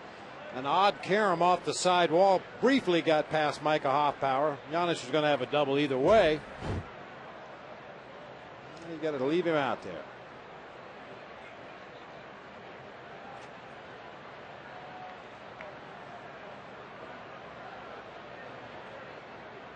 Votto with a single and a walk.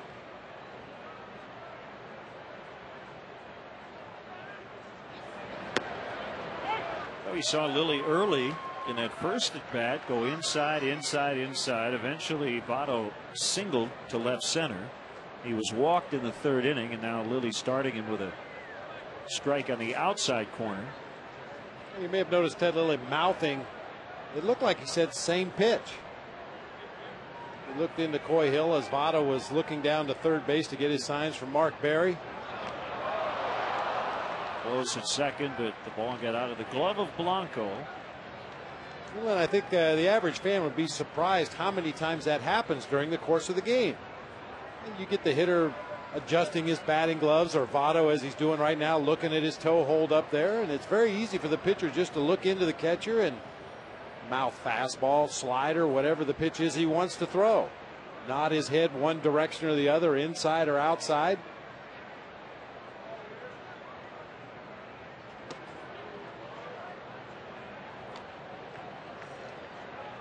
And it was the same pitch, but a different result.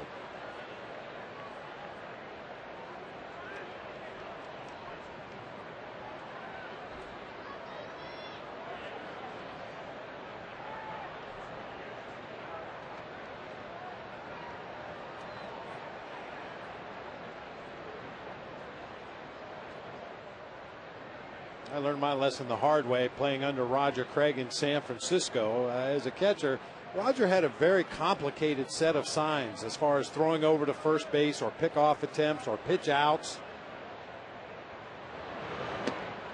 And it would take a while to go through those signs. So when a batter would foul a ball out of play, the natural reaction for everybody on the field is to watch the flight of the foul ball as it goes up into the stands. And it got chewed out. Don't watch a foul ball. If you can't catch it, look to me immediately. Because while everybody else is watching the foul ball go into the stands, I would take a quick peek over to Roger, and he'd just give me one quick sign of what he wanted to do on the next pitch. Kind of kept the flow of the game a little brisker. Keep your pitcher working a little bit faster out there on the mound. There's not quite as much of a delay as you have to look over to the bench and get the signs either from the manager or the pitching coach. 2-2 to Votto.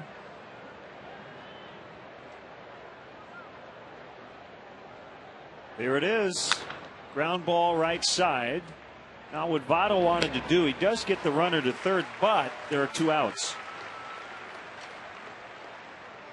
Cub fans, when you're at Wrigley, make sure to buy a bottle of ice cold Pepsi or Diet Pepsi from a vendor.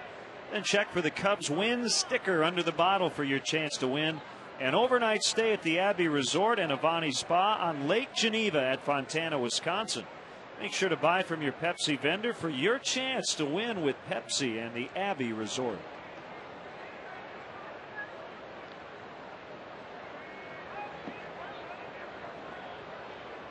Reds have put a couple of runners at third, but haven't scored yet. As Brandon Phillips swings and misses.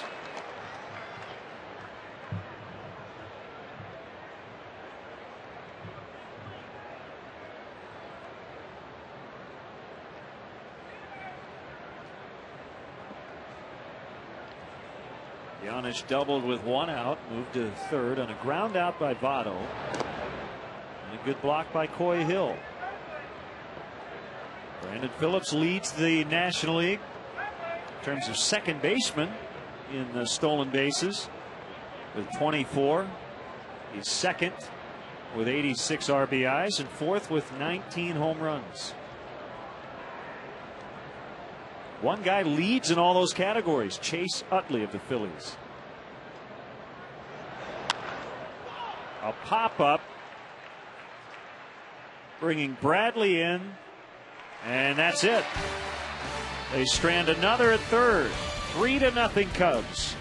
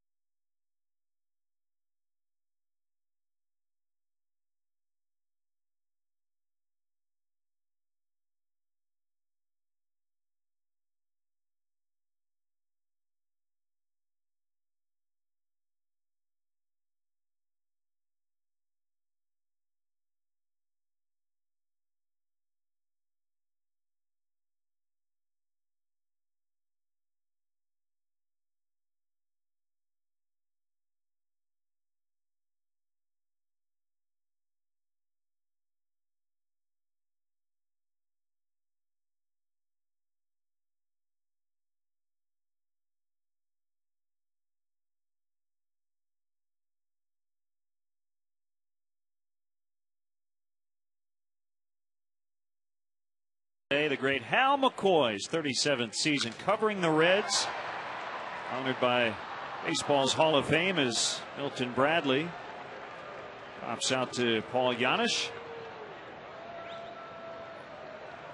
And his first year covering the Reds was Ron Santos last year with the Cubs, 1973. And Hal coined the term the Big Red Machine. The J.G. Taylor Spink Award from Cooperstown in 2002. And is going to retire after this season. The Dayton Daily News. Today's Toyota moving forward thanks to Toyota. He's been coming to Wrigley Field several times for the last 37 seasons. I've known Hal McCoy for all of my 28 years in Major League Baseball, and I can honestly say that I've never seen him be in a bad mood. He always loves coming to the ballpark. He obviously loves the game of baseball and really, really good at what he does. Some of those sports writers occasionally can get a little bitter. But not Hal. Not Hal.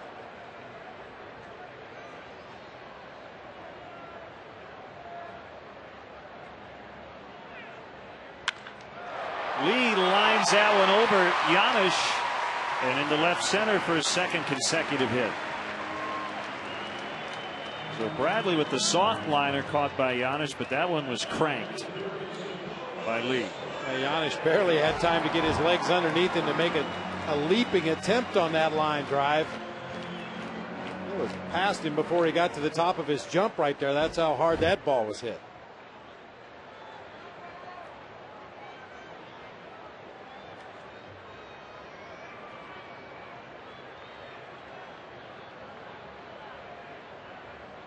Well, Lou would mind a little add-on. The team already leading 3-0.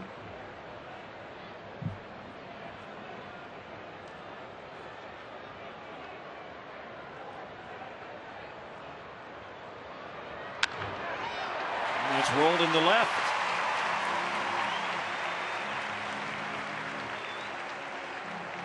Starting to pile up the hits at 6 over the last 2 innings against Bailey, all singles. Now this is kind of following a pattern for Homer Bailey this season. If you look at his first plate appearance against an opponent in a game, he's held him to a .235 average. The second plate appearance, it jumps up to .250. The third plate appearance, however, it jumps up to .337. Working his way the third time through the Cubs lineup here.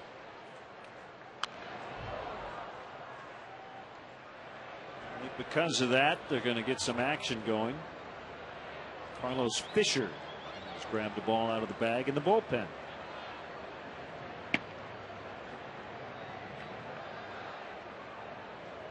You see those numbers we were talking about. First time, second time, third time through the batting order.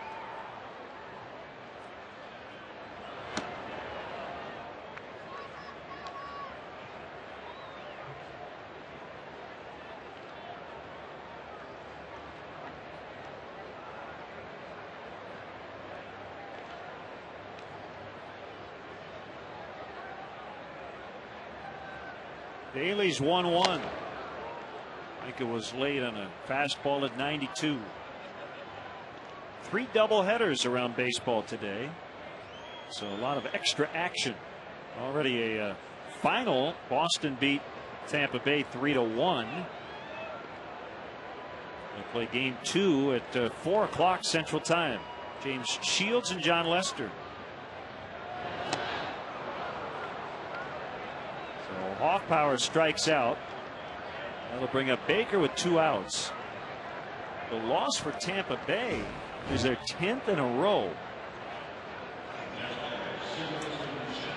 Bailey really tied up Micah Hoffpower with that fastball up and in. You could see that abbreviated swing. He pulled that right arm in close to his body just to try to get the bat on the ball, but came up empty. Day night doubleheader in Philadelphia. Phillies 5, Mets 4. The final in game 1. That Seattle, Texas doubleheader down in Arlington today. They moved the start time back 4 hours for game 1 because of rains in the early morning and early afternoon down in Texas. Team president Nolan Ryan said they're going to start game 1 around 4 o'clock if they can start it then at all. In that Mets-Phillies game, Brad Litch came on with a 5-2 lead in the ninth and gave up 2 runs. So he got the save, but was a little shaky again. Ryan Madson blew the save yesterday and took the loss.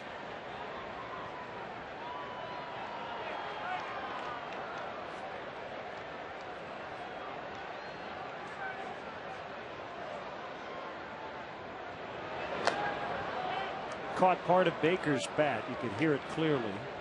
1-2.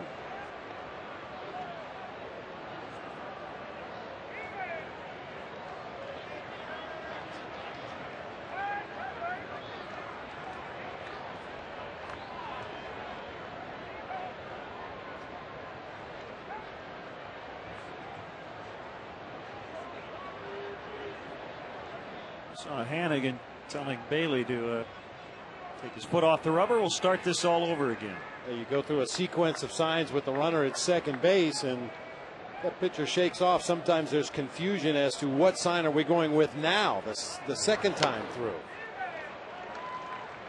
A lot of teams will be very tricky with that first set of signs. It might be the first finger I put down after I show the number 2. That's the pitch I want you to throw. It might be the second sign I put down. It might be the last sign I put down. But once the pitcher shakes his head, most teams go to first sign after that.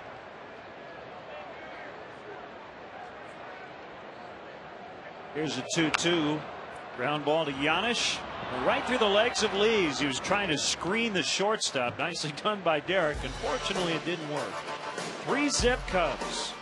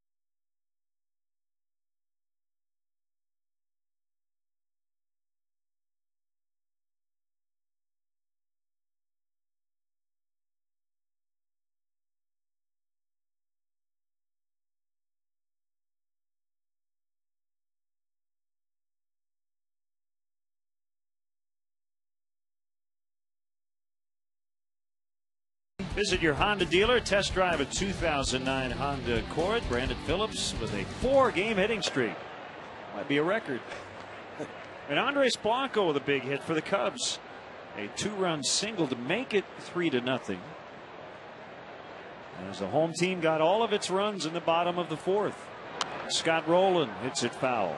And the RBI coming from the bottom of the order. Coy Hill hitting out of the 7th spot, drove in a run with his single back in the 4th inning. And then, as we showed you, Andres Blanco with a 2-run single.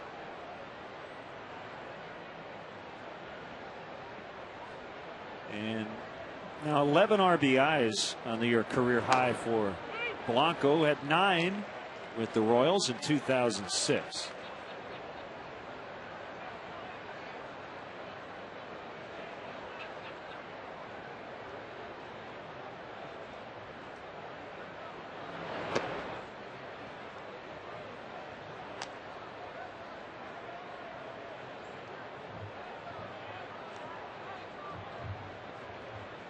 After Roland, it's Johnny Gomes and then Darnell McDonald. 2-2 pitch, just missed outside. It's full 3-2. Billy has walked 2 today. 1 was intentional. You'd be the judge. Maybe just a little bit outside. Good spot, however. If you're going to miss with that backdoor slider, you want to miss further away. You don't want that pitch to break right over the heart of the plate for a strong right-handed hitter like Scott Rowland. Either catch the outside corner or miss further away.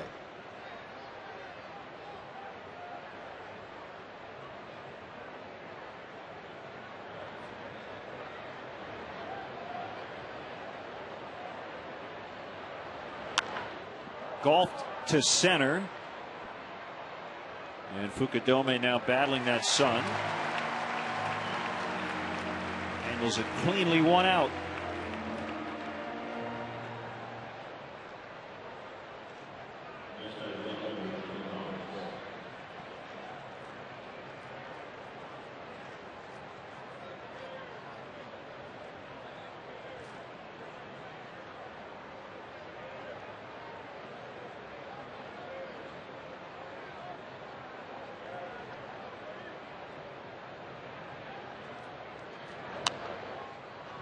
Fouled back.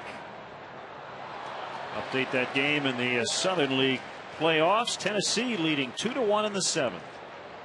Trying to close out that series.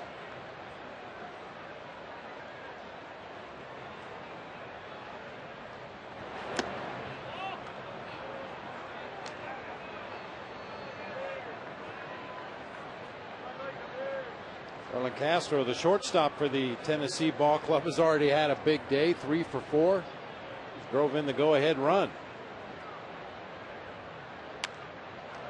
Gomes pops it up. Coy Hill has some room. And makes a basket catch right near the dugout. It's a little tricky over there when you're actually on the on-deck circle. It can get a little slippery.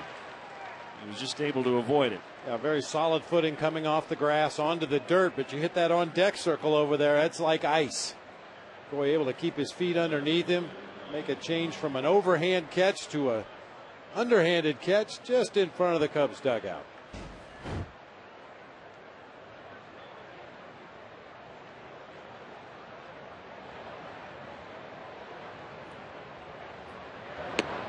McDonald takes ball 1.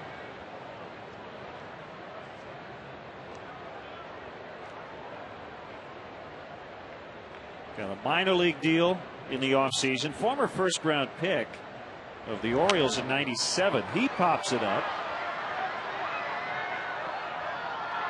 No play this time for Hill.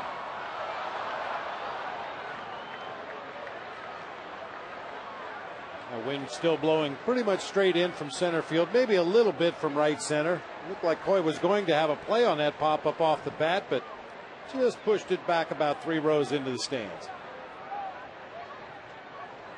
The wind is coming out of the east.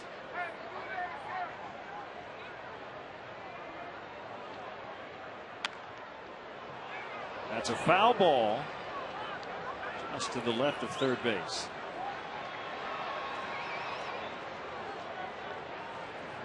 The Cardinals are going to get swept by the Braves. They're down 8-0 in the top of the 9th. And John Smoltz will not pitch tomorrow. A little shoulder issue.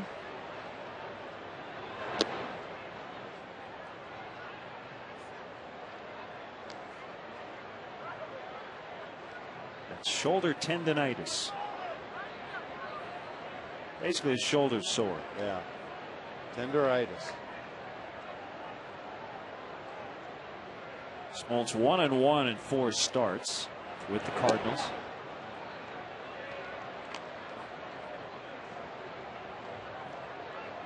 It just want to look like the Braves were done in the wild card. And again, a lot has to happen for them to really get back in it. But that would be an impressive weekend sweep at St. Louis. Deep to center. Kosuke on his horse. Boy, he just totally lost where the ball was. McDonald will hold with a double. In terms of the distance from home plate, Kosuke got to the spot. The problem was the ball was to the right of where Kosuke was. I think the sun played a little trick on him there. It looked like he might have lost it at some point, because when he looks back up right here, he is nowhere near where the baseball came down. Ball started out to his right, but as he retreated to the warning track, you can see how far that ball sliced back the other direction. 2-out double for McDonald.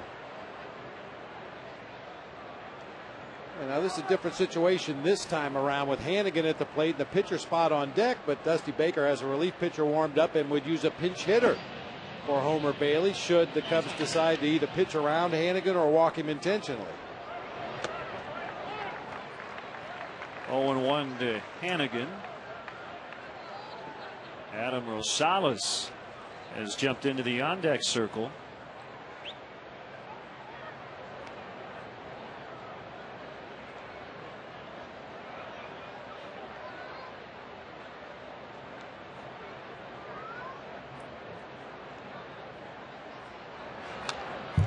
Big rip by Hannigan.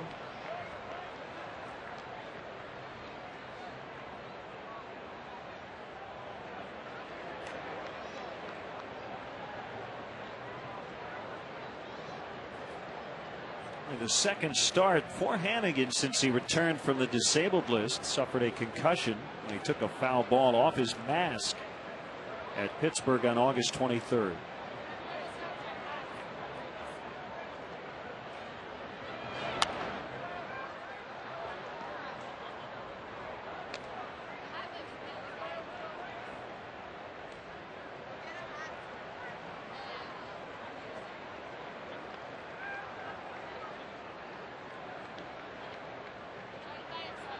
Get much easier for the Cardinals. The Florida Marlins will come to St. Louis starting tomorrow night for a 3-game series, and then it's the Cubs with their last shot at the first place team next weekend in St. Louis.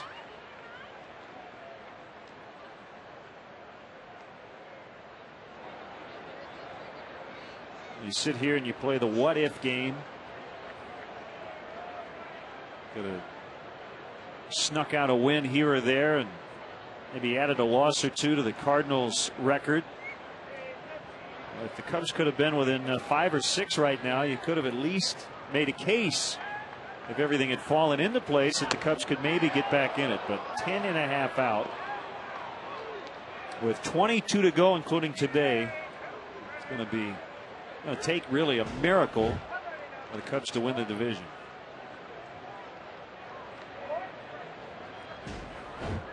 Yes, that was off the inside corner there. Looked like Coy might have pushed it back a little bit further toward the inside corner. Good spot, though. Made Hannigan move his feet to get out of the way of that inside pitch.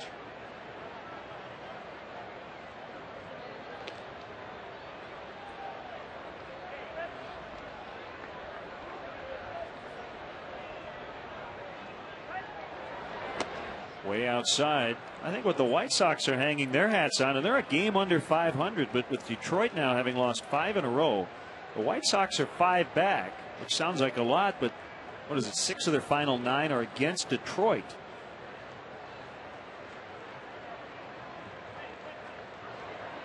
Now you're probably going to have to win all 6, but at least you have a fighting chance. Cued foul.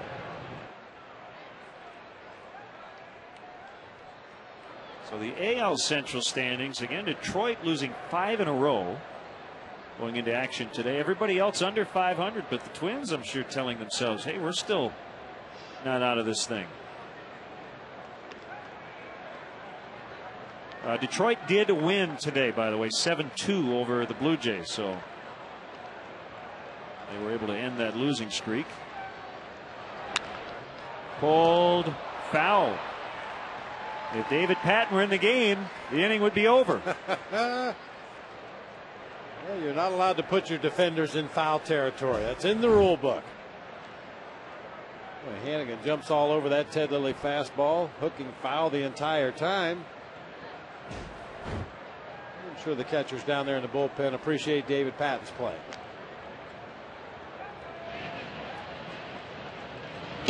Aaron Heilman has joined the rookie Caridad up in the Cubs bullpen.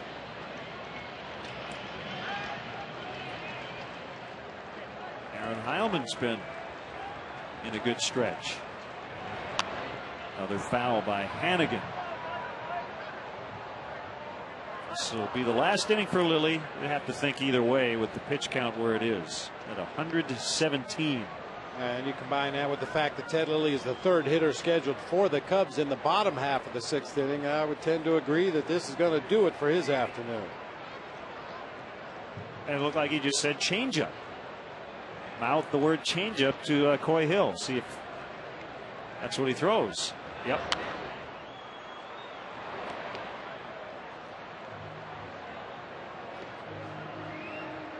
Well, the battery's going to talk it over. I mean, Hannigan right now is just in swing mode. He's swinging at everything Ted Lilly throws him in this 2-2 count. He's chased fastballs, change-ups, breaking balls. I mentioned earlier in the ballgame, Hannigan's a real good contact hitter. He can put the bat on just about everything. He doesn't drive the ball. I think a fastball up and out over the plate game to lift something in the air. Get out of this inning. Finally got him. Lilly's final pitch of the day, and it'll be another quality start. Shutting him out through 6. 3-0 Cubs.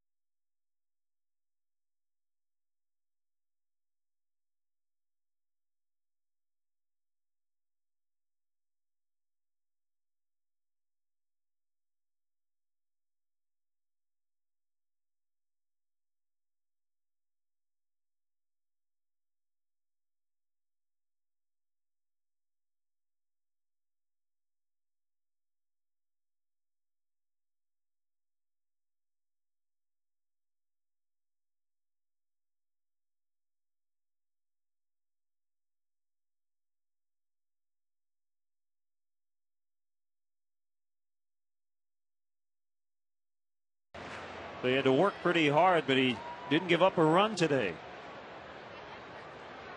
Has his ERA down to 3.05 as tries to grab his team leading 12th win. 20 quality starts out of 25 on the season for Ted. Coy Hill taps it foul.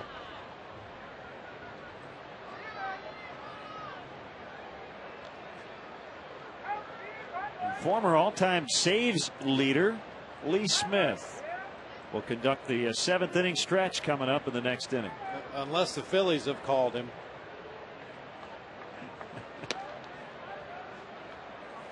Probably still get people out. Yeah, they have some issues over there in Philadelphia with Brad Lidge and Ryan Madsen. And speculated that perhaps Brett Myers might even get some save opportunities down the stretch just to try to figure out what their best plan of attack is going into the postseason. I think Lee Arthur Smith would be a good plan B.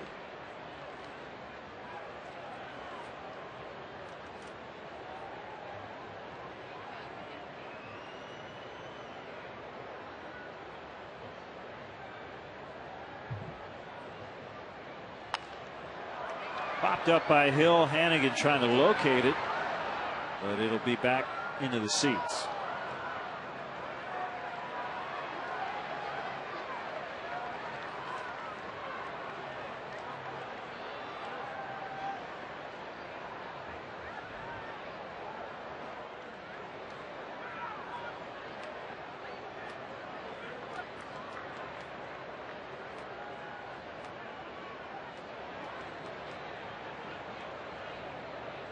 Bailey ready.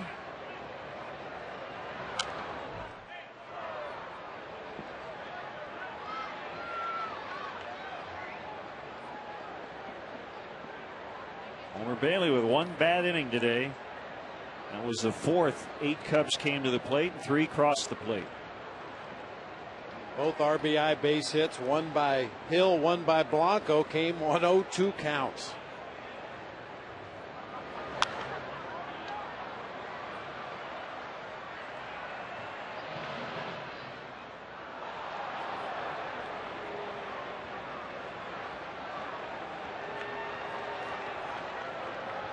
I will say this though about Homer Bailey, and we touched on at the top of the show, the perennial prospect.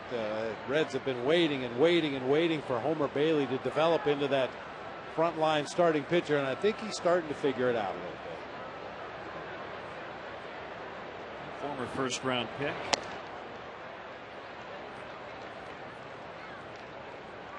Only 23. We've been hearing this guy's name for the past 5 seasons.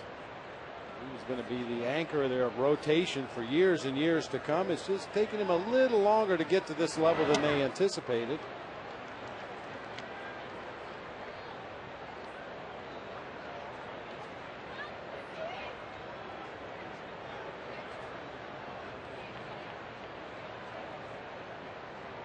Stayed relatively healthy throughout his career. The only time he spent on the disabled list have been a couple of leg injuries, no arm problems.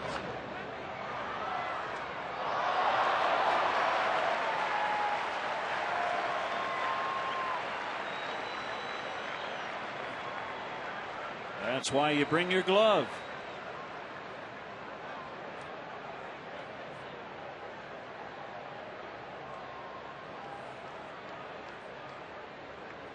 The guy in front of him, it's okay that I ran you over to catch that, but yeah, don't worry about it. Down the line and foul right off the back of the mound.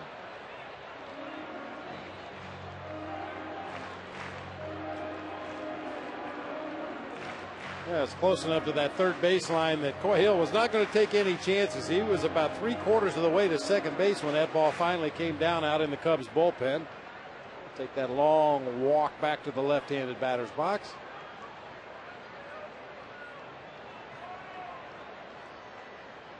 Believe it or not, it is raining in South Florida. No. In the 6th inning, and the Nationals lead the Marlins 7-1.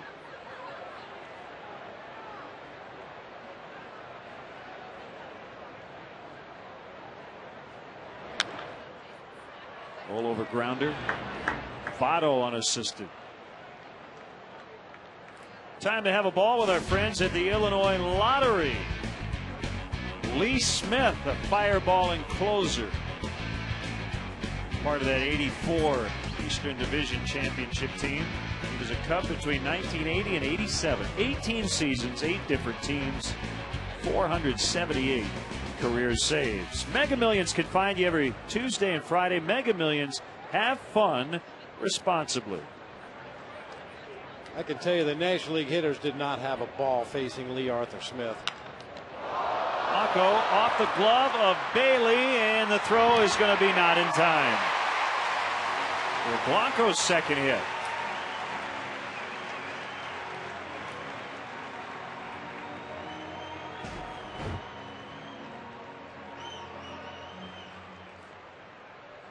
Ball hit right in the pocket of Bailey's glove, but popped out to the third base side. Good for Andres Blanco not to assume anything right there. You hit a line drive back to the pitcher. You see it go into his glove. You would assume that's going to be a line out, a big old hang with him. But he booked it down that first base line anyway. When the ball popped out of Homer Bailey's glove, Blanco reaches on an infield hit.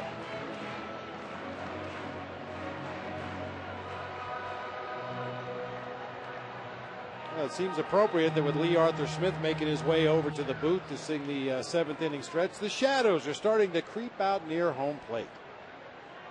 I don't even know if words can adequately describe what it was like to face Lee Smith in the shadows here at Wrigley Field. Well, I mean, it was tough to see him under the best of situations, but with those shadows across home plate, it was nearly impossible. Dusty Baker out to the mound.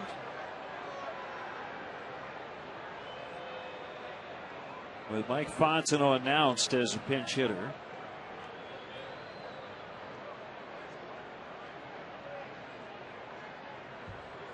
There's a left-hander up in the bullpen, Pedro Viola.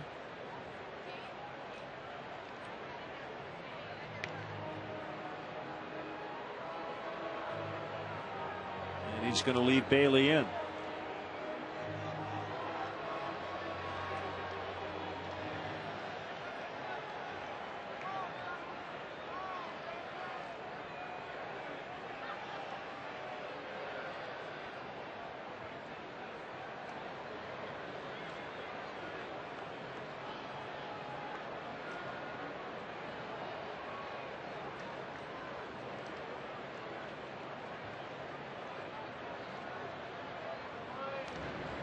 Blanco with a short lead at first.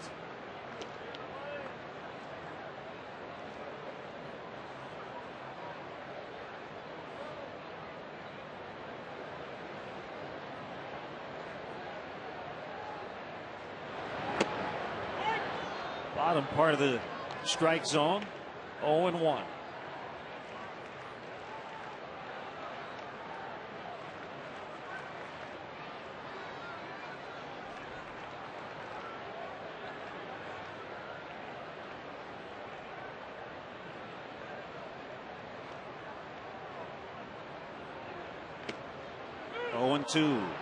Happy 97th birthday to longtime Cub fan Lillian Nicolai.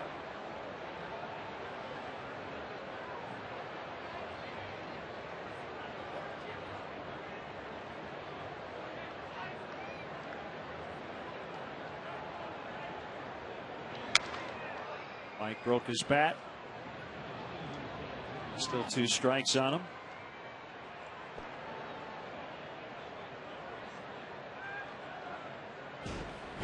Four-seam fastball up and in on the 0-2 count. Mike Fontenot gets jammed right above his thumbs. Breaks the bat, just hits a little ground ball to the left side, but he lives to see another pitch. Captain John Sargent is at the game today, along with another captain, Scott Sorenston. John returned a couple of days ago after 7 years and 2 deployments to Iraq. 2 Bronze Stars, the Army Commendation Medal for his exceptional meritorious service.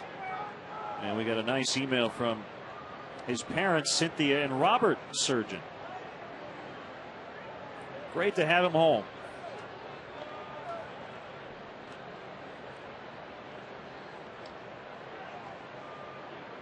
Blanco at first and a 1-2 to Fontenot, and on the hands again and fouled off. This time bat remained intact. We are email accessible at lenandbob@chicagonow.com. You can also tweet us at twitter.com/lenandbob.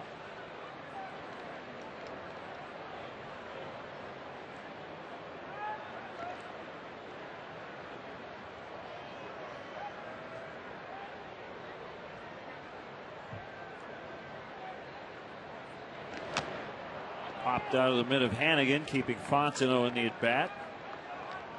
Jerry and Rosemary Carlson asking us via email, why does someone from the dugout throw a ball to the first baseman as the fielders return after retiring the side? Good question. Yeah, that's the warm-up ball for the next inning when the club goes out to take the field defensively. If you watch between innings, Derek Lee and Joey Votto will take a ball with them out to first base and throw grounders to the other 3 infielders so they can all stay loose while the pitcher is warming up to begin the next half inning. So that's why usually it's one of the coaches, sometimes it's one of the players on the bench that day. We'll always have the infield ball ready for Derek Lee when he gets back to that third base dugout. That way, when he goes back on defense, he doesn't have to ask somebody, hey, can somebody throw me a ball? That would get a little old after. Can we borrow a ball? 1,000 times. Fair ball through the bullpen. Blanco to third. Mike Quaddy's going to put on the brakes. It's a double for Fontenot. Another 2-strike hit for the Cubs. This one on a 2-2.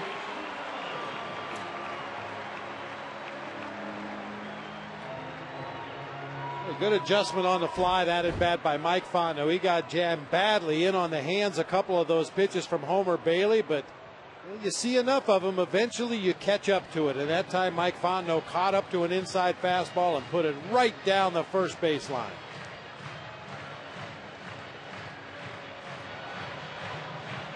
And that is all for Homer Bailey. He can go just 5 1/3 today as Pedro Vil, a left-hander, summoned by Dusty Baker. 3-0 Cubs.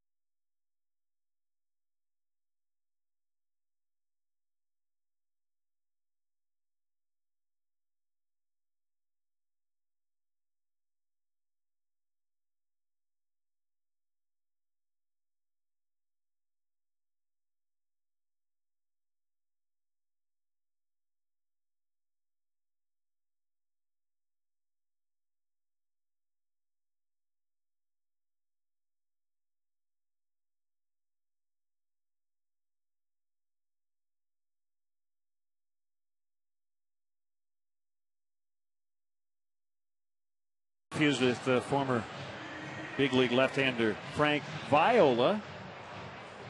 Pedro's a rookie, just made his major league debut on Tuesday in Denver.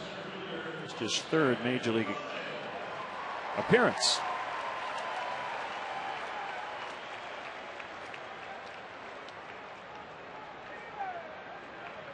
.6'1", 185 pounds, and he faces Kosuke Fukudome with runners at second and third and only one out.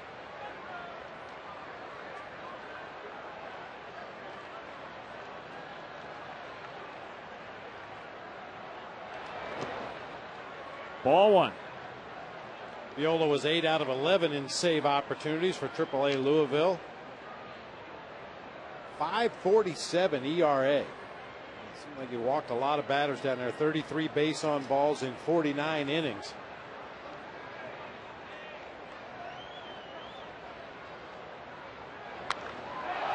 Into the right field corner, but out of play.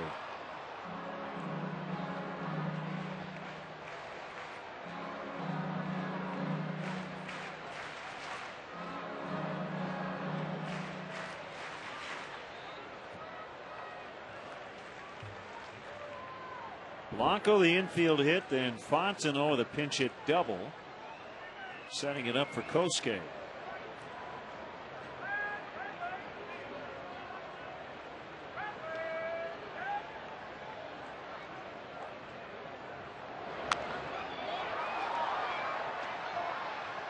Hannigan with room with a nice catch.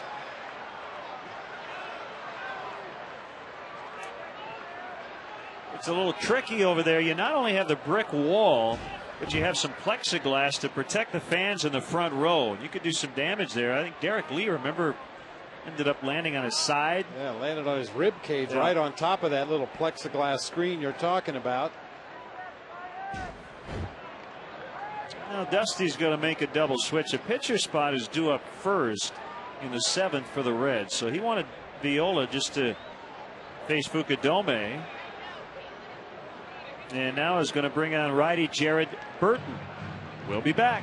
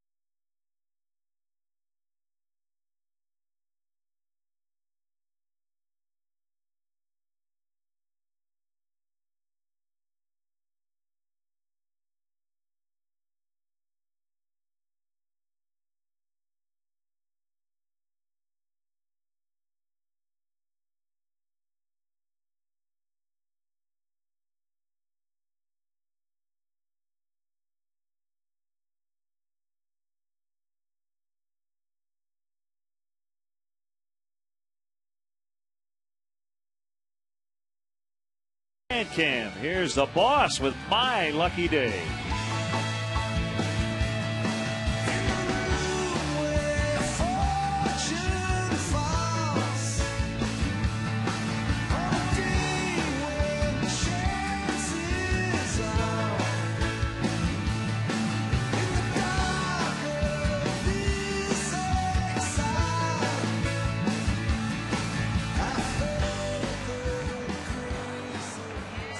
Miller now in to catch today's Bud Light Fan Can with just the right taste that never fills you up. The difference is drinkability. Jared Burton against Milton Bradley. 2nd and 3rd and 2 outs. Burton with an inning and a 3rd. Scoreless on Friday.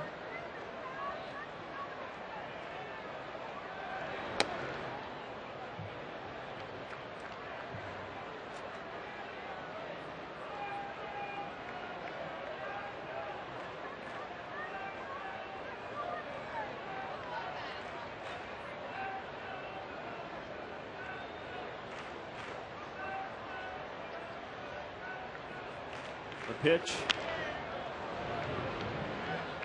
2-1.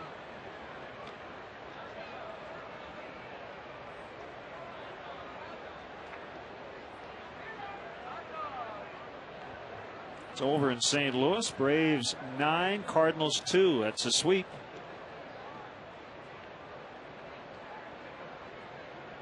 Adam LaRoche with his 22nd homer of the year.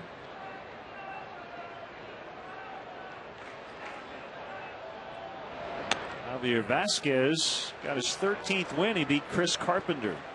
Gave up 7 runs in 6 innings. And his ERA ballooned to 2.45. Wow. Off the charts. Well, it was at 216.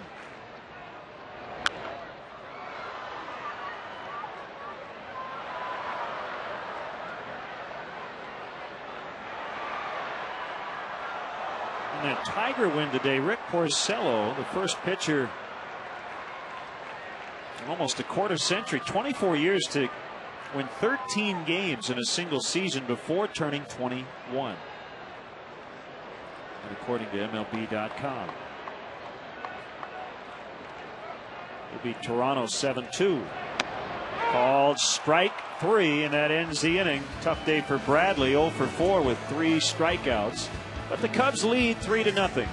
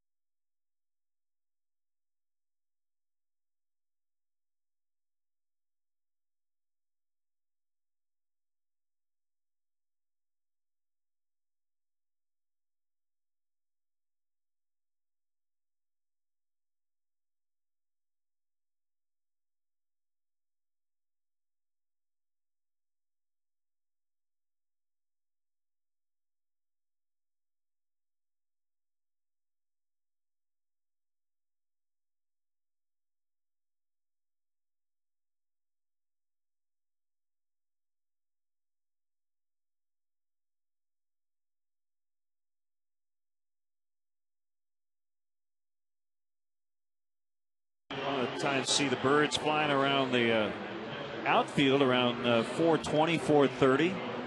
They're on the roof at the moment. And smiling Caridad getting a strong look here in the late innings. Angel Guzman has been unavailable lately due to a sore lat muscle and just below the shoulder, side of the back. So Caridad getting an opportunity.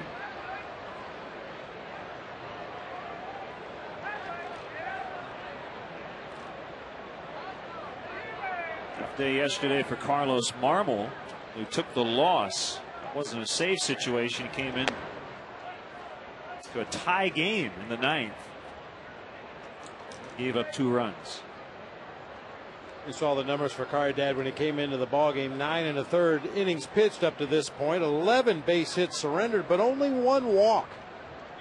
He's been paying attention to the activity in the tail end of that bullpen down there for the Cubs this year. It would behoove him to continue to throw strikes.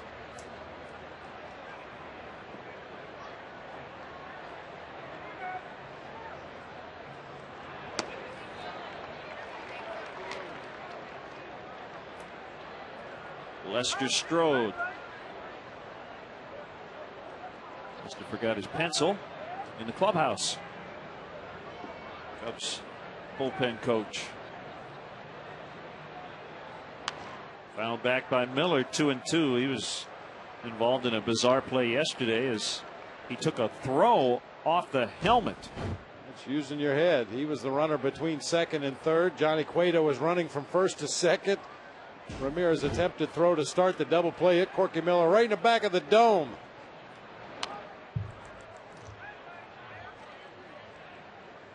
And as you could see, he got ready, kind of turned his head. Fortunately, he did, or he might have taken one right in the face.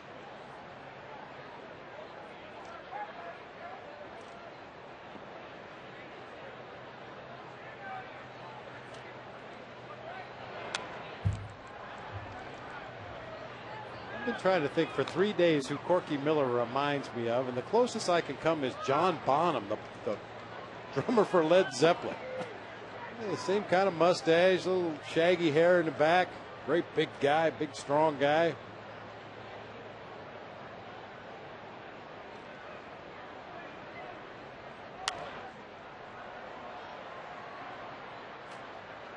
Well, he didn't get a chance to work with a starting pitcher today, but how about a Homer and Corky battery? Oh, jeez.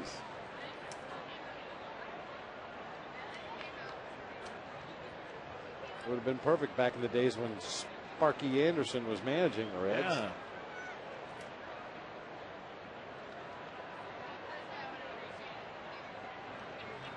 The 2-2 from Caridad. A lot of foul pops right behind home plate, and Coy Hill takes care of it.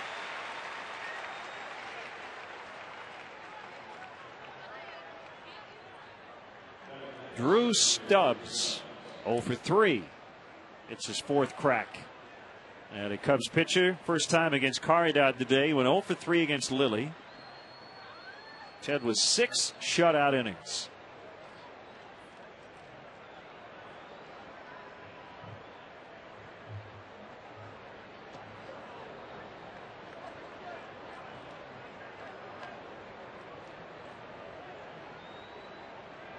Fred Washington out in the Wrigley Field scoreboard.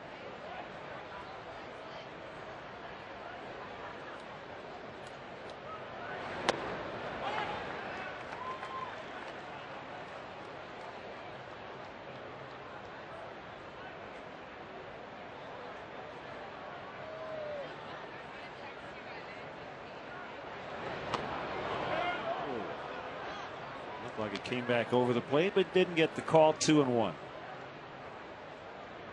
It's been one of the tighter strike zones we've seen the pitchers have to work with this year. Paul Nart behind home plate.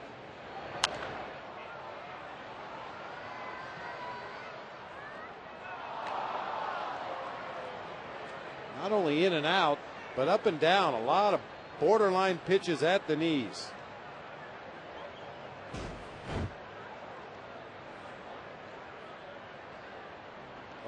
got to commit to it. He's kind of short-armed out. You can see why.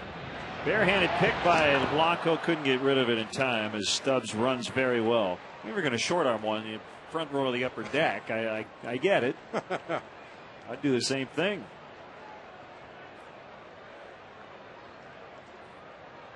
Infield hit for Stubbs. Stubbs with great speed out of that batter's box. Nice play by Blanco, trying to get him over there at first. We talk about scooping and throwing all in one motion. That ball was barely in the hand of Andres Blanco before he got rid of it to first base. Lee Smith getting ready for the 7th inning stretch. It's a lot sooner than he's used to coming into a ball game. We hope he's all right. Yeah, this is about nap time. About the time he was waking up.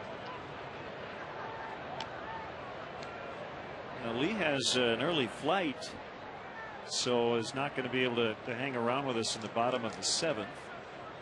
You know, he's done this thing a few times, and we usually don't talk to the guests before they sing, but I think Lee could handle it. Well, maybe not. He's going to probably sing right now. All right, here he comes on a 5-4-3 double play. Today's guest conductor for Take Me Out to the Ball Game is former Chicago Cubs great Lee Smith. Hello there. Hello, you beautiful Cub fans. How you doing out there? Here we go. 1, 2. Take me out to the ball game. Take me out to the crowd. Buy me some peanuts and Cracker Jack. I don't care if I get back to his room. Root for the Cubs. If they don't win, it's a shame. For it's 1, 2, 3 strikes, you're out at the old ball game. Here we go now.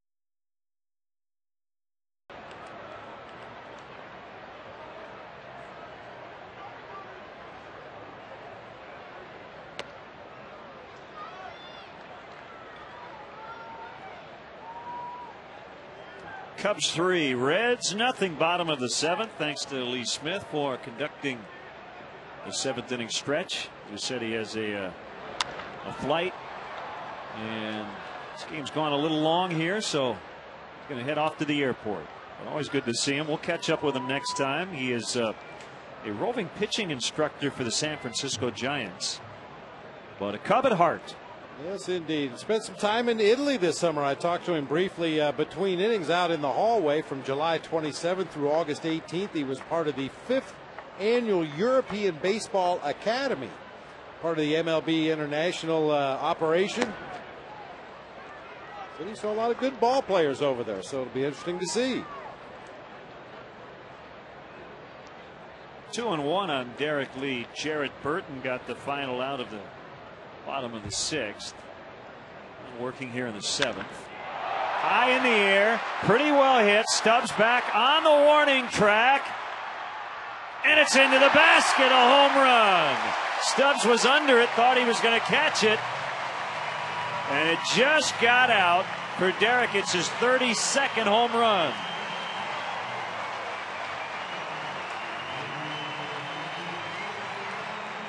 Well, if I've ever seen an outfielder play a home run quite like it, he basically caught the ball, but it landed in the basket, not in his glove. And no basket there. Stubbs might have caught this ball. I mean, Derek Lee crushed it, but he hit it straight up in the air. You see Stubbs gets back to the vines. 369 feet, our Southwest Airlines. How far did it fly? Just into the basket. And Derek has 3 hits on the afternoon. 97 RBIs.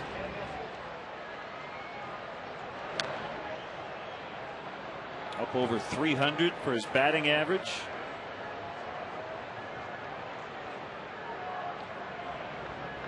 Derek, that home run's for all the ones that were taken away by the wicked winds blow in quite often here at Wrigley Field. The wind wasn't really helping that one, didn't hurt it necessarily.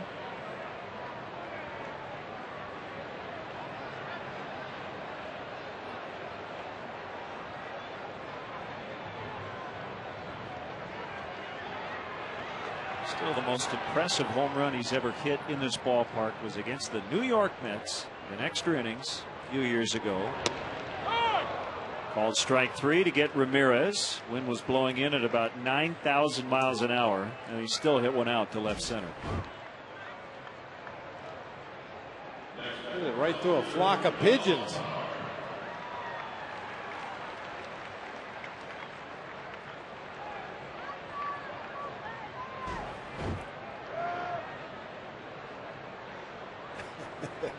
We're just down to the basket. I grabbed it. Pretty simple. Off power slices it to left. Gomes playing back and makes a sliding catch. He plays pretty deep out there. Now, we talked about it in the first game of the series. It's not too much of a stretch of the imagination to compare Johnny Gomes to Jake Fox. Both real strong offensive players. A lot of power from the right side of the plate. Not the smoothest defenders in the world, but most of the time Gomes, as Jake Fox, they will get it done.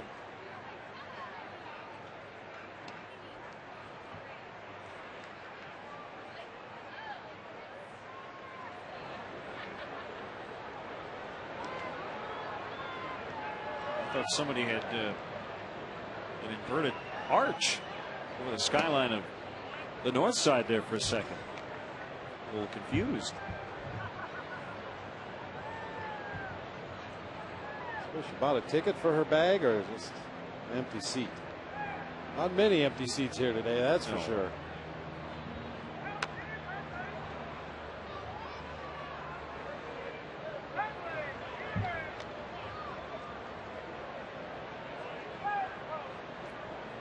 Derek Lee making it 4-0 with a home run.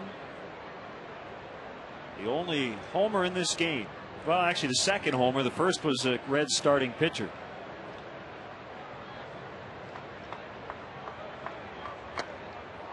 Burton strikes out 2 in the inning, but the Lee homer spreads the lead to 4.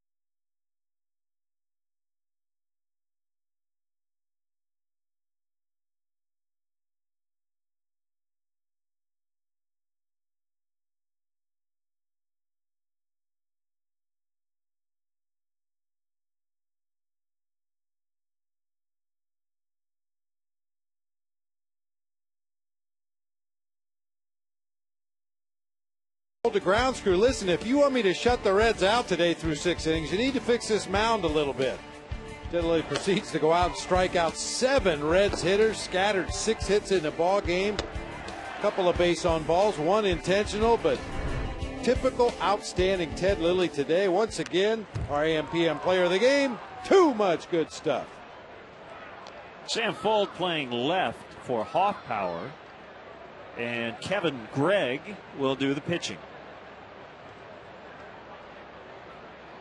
The 0-1 pitch on the way to Joey Votto is way inside, 1-1. Pitcher's mound still in the sun. The batter's in the shade.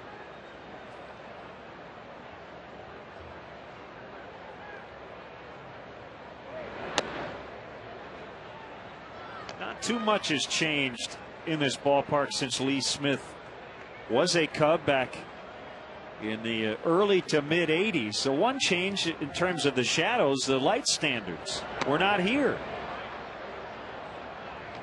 causing some shadows over the left side of the infield and the outfield.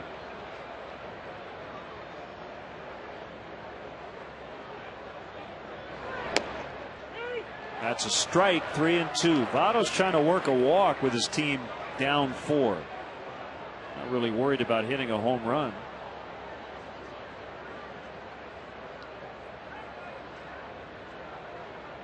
Be their best chance over the last 2 innings with the 3, 4, 5 hitters due up. Swing and a miss, strike 3.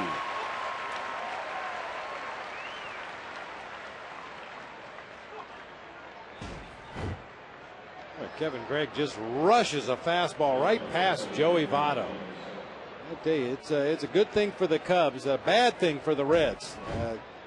Joey Votto into and out of town before he figures it out. He's been struggling all 3 games of this series. He's gotten his hits, but he hasn't been the typical offensive force that he is against the Cubs. Pitching coach and student is Smiling Caridad, who worked a 15-pitch scoreless 7.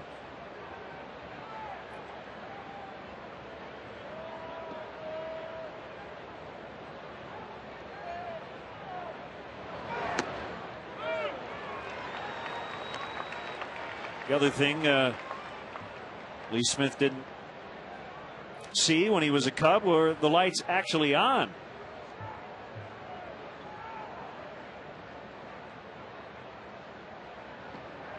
You know, I and just about every other hitter in the National League would have loved to have had those lights when we faced Lee Smith. Called strike 3. Phillips was asking for time, and Paul Nart says, I'm the guy who calls time, and it was too late.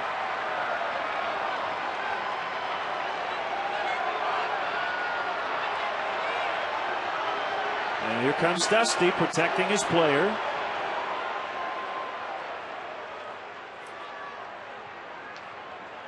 Now, as a hitter, all you can do is request timeout. Well, that's really late. The leg had just started to go up. The home plate umpire doesn't have to grant you timeout. If he feels like that pitcher is far enough into his delivery that you may cause injury by calling timeout, the umpire does not have to grant you that timeout.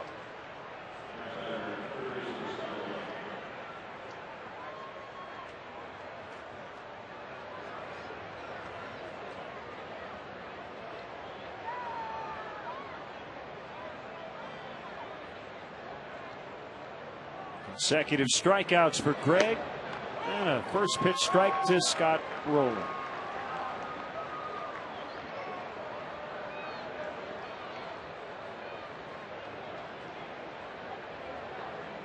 Tough day for Brandon Phillips. A rare error in the first inning, a non-error on a drop and a foul pop-up in that same inning. But he does have a 4-game hitting streak.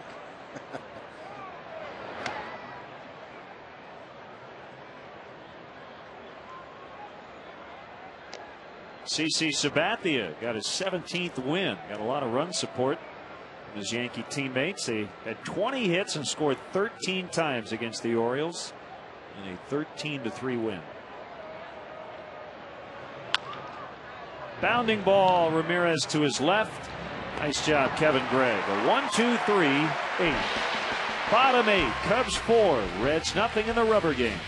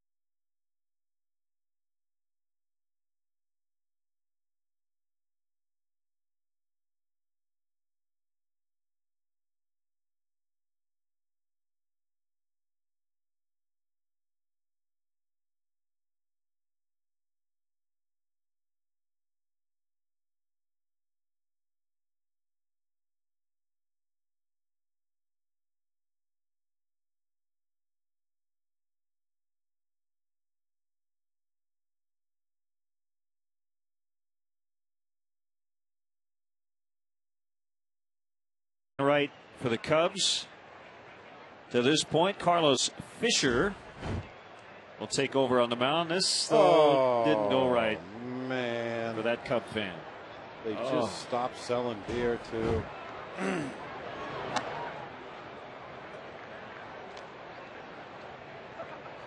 That's a tough one. Yeah. Seem to have a pretty good sense of humor about it.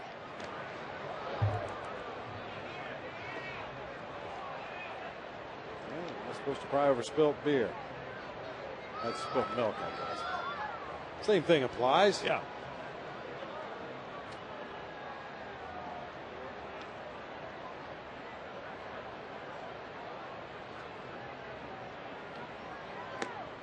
Swing and a miss. 2-1 on Coy Hill.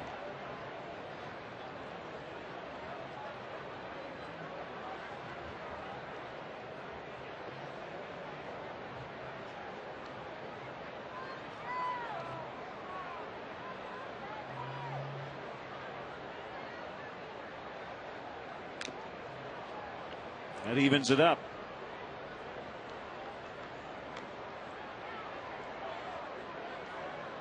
Ryan Dempster will kick off the Brewers series against Jeff Suppan tomorrow night. Giovanni Gallardo, Carlos Zambrano Tuesday.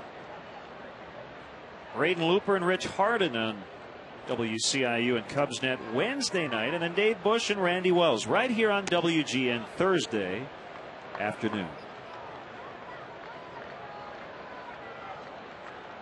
A Brewer fan, possibly a Packer fan, sitting next to the Bears fan.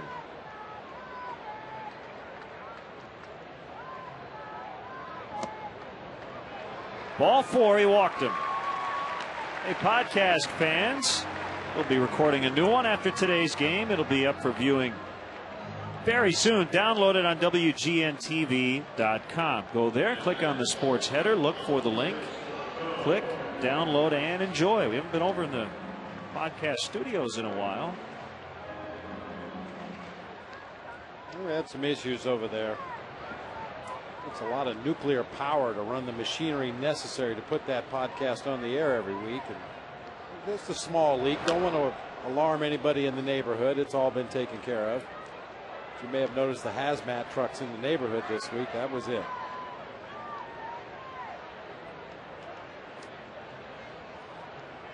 One of the protection devices. Well, actually, that was used last year when the Astros were here. Yeah. And a terrible storm.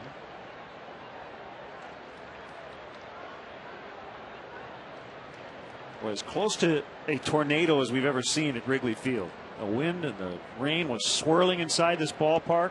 Wow. That was scary.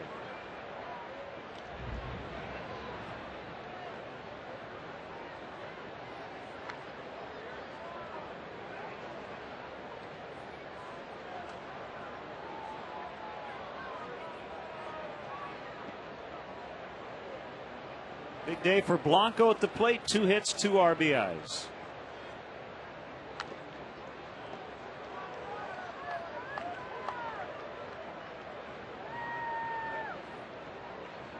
Bobby Scales has thrived as a pinch hitter this season, and he's on deck. He's 6 for 9 with 2 homers as a pinch hitter.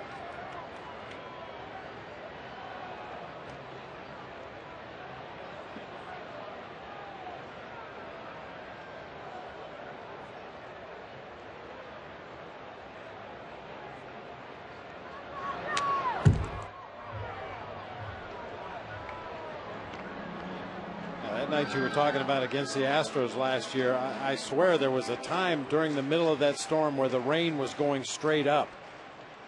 Water was pouring off the roof of the ballpark here right in front of our booth and dropping down about 10 feet and then making a U-turn and going straight back up in the air.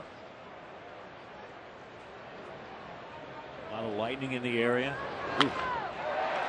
Hit number 3 for Blanco. Coy Hill on his way to third. First and third, no outs.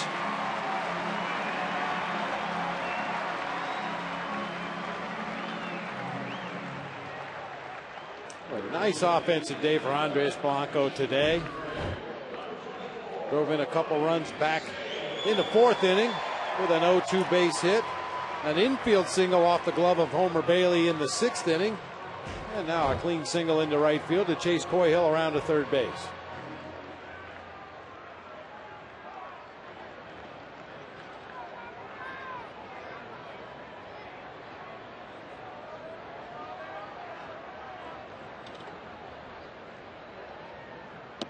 Swing and a miss. So 6 for 9, a double, a triple, 2 homers, a walk, 3 RBIs, and 5 runs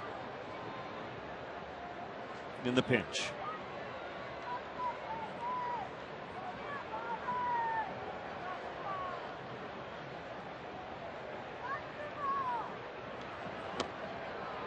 He went 0-2.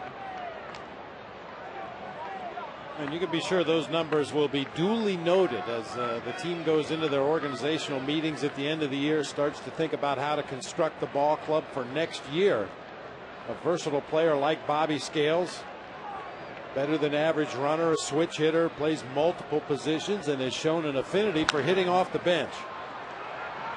They get 1 at second base. No relay throw. It's an RBI. Fielder's choice for Scales, 5-0.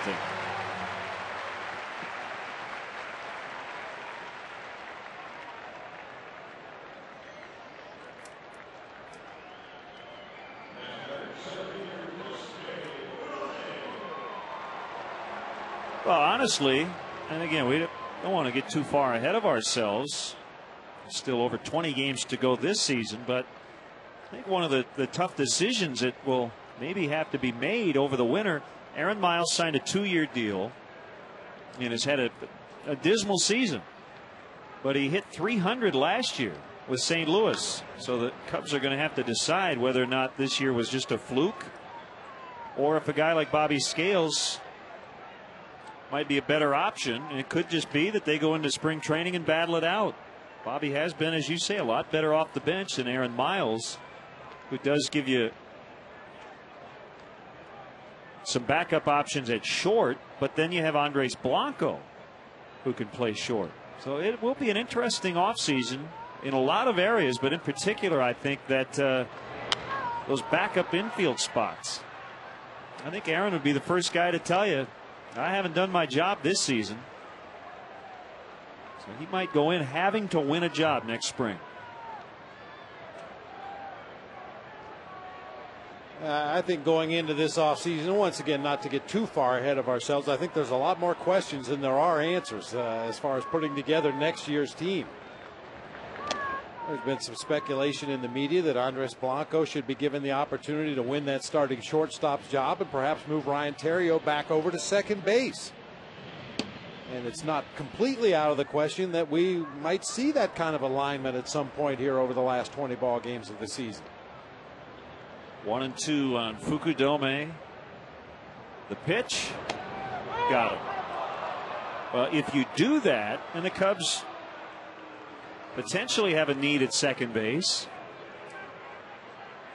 if you put Blanco in at short, you probably have to improve the offense in some other area. So it complicates it even further. I would argue that the general consensus is that just a return to your normal career averages for most of the players on this team would take care of that offensive shortcoming at shortstop. And I think that's what Derek Lee was referring to in terms of saying he didn't think a lot of changes needed to be made, counting on a lot of guys bouncing back. I will see. It'll be an interesting winter, to say the very least. But it always is. Yep. Hit foul by Bradley.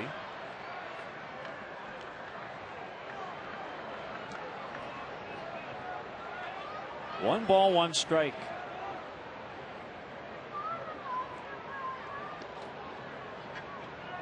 Well, I think everybody's been encouraged by the recent progress and success of Giovanni Soto offensively after a tough start. Backhanded by Giannis, he will set, throw, and get Bradley. They add one, and we'll head to the ninth with the Cubs leading 5-0.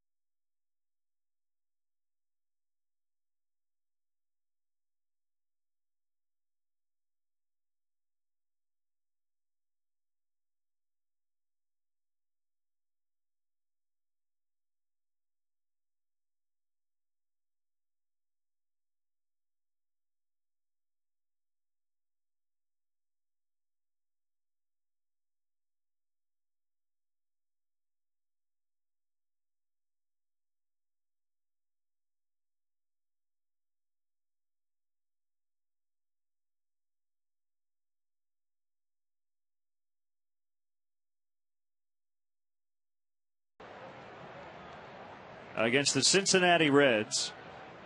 And John Graybo will pitch the ninth against Johnny Gomes to start it. Ground ball to third, picked up by Aramis Ramirez. 1 out. Time for the Budweiser play of the game. Andres Blanco making a Cubs 1-0 lead into a 3-0 lead. That was an 0-2 hit. Back in the fourth inning, reach for the perfect balance of flavor and refreshment. Budweiser, the great American lager. Two big 0-2 hits back to back off Homer Bailey in that inning. Nice to see Andres Blanco featured as an offensive player in this ball game. We've highlighted many of his defensive gems this season, either at shortstop or second base. Today doing it with the bat.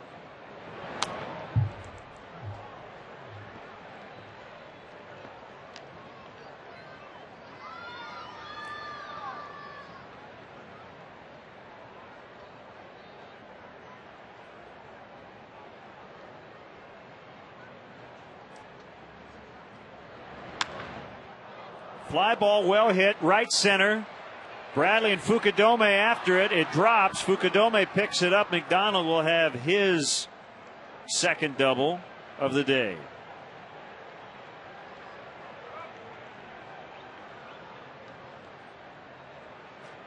They have 5 doubles among their 8 hits, but still don't have a run.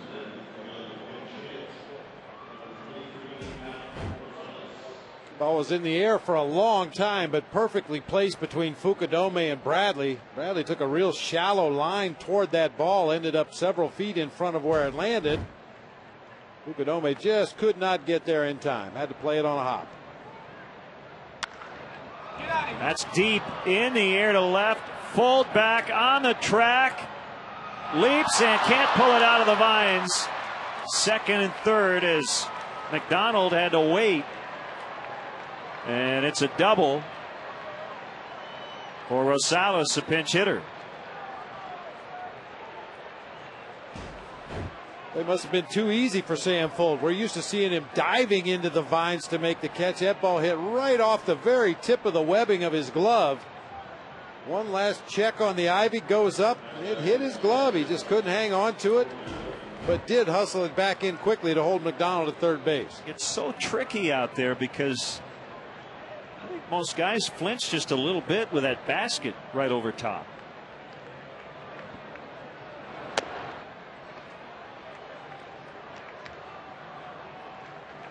One and 0 on Corky Bonham Miller.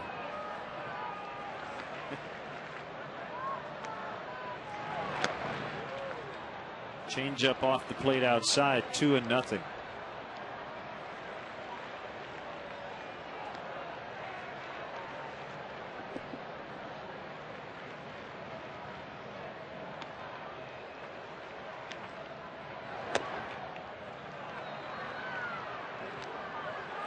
Three and 0. Carlos Marmol has gotten up just in case. And his Graybo's in some trouble here. Back-to-back doubles with 1 out. And a 3-0 count on Miller. Make it 3-1.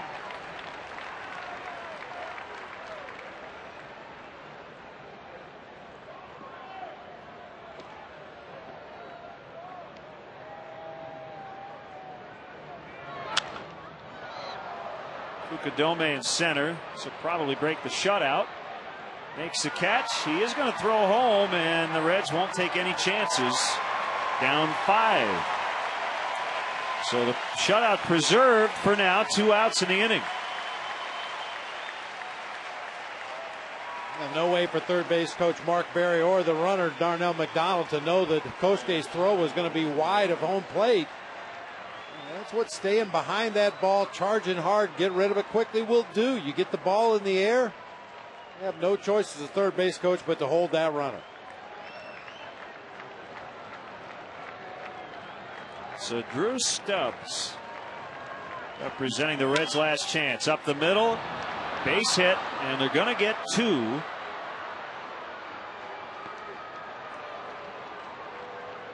So now the tying run will jump into the on-deck circle, and it'll be Joey Votto. Giannis is going to bat. It's 5-2.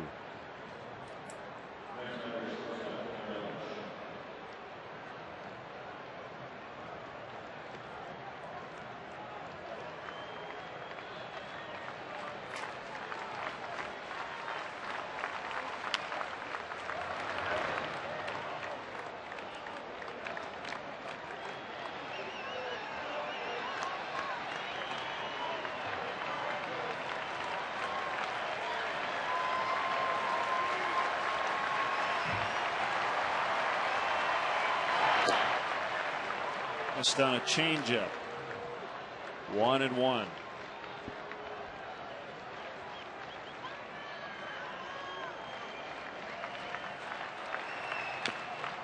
Ooh. Felled Giannis. Kind of walk it off. A ball and 2 strikes.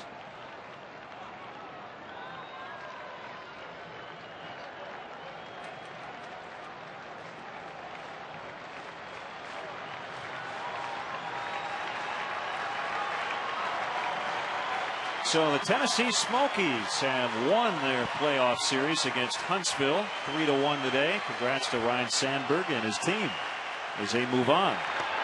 Got him. Called strike 3. Cubs win. They take 2 out of 3. John Grabo struggled in the ninth, gave up a couple, but the Cubs win it. The final score today, 5-2.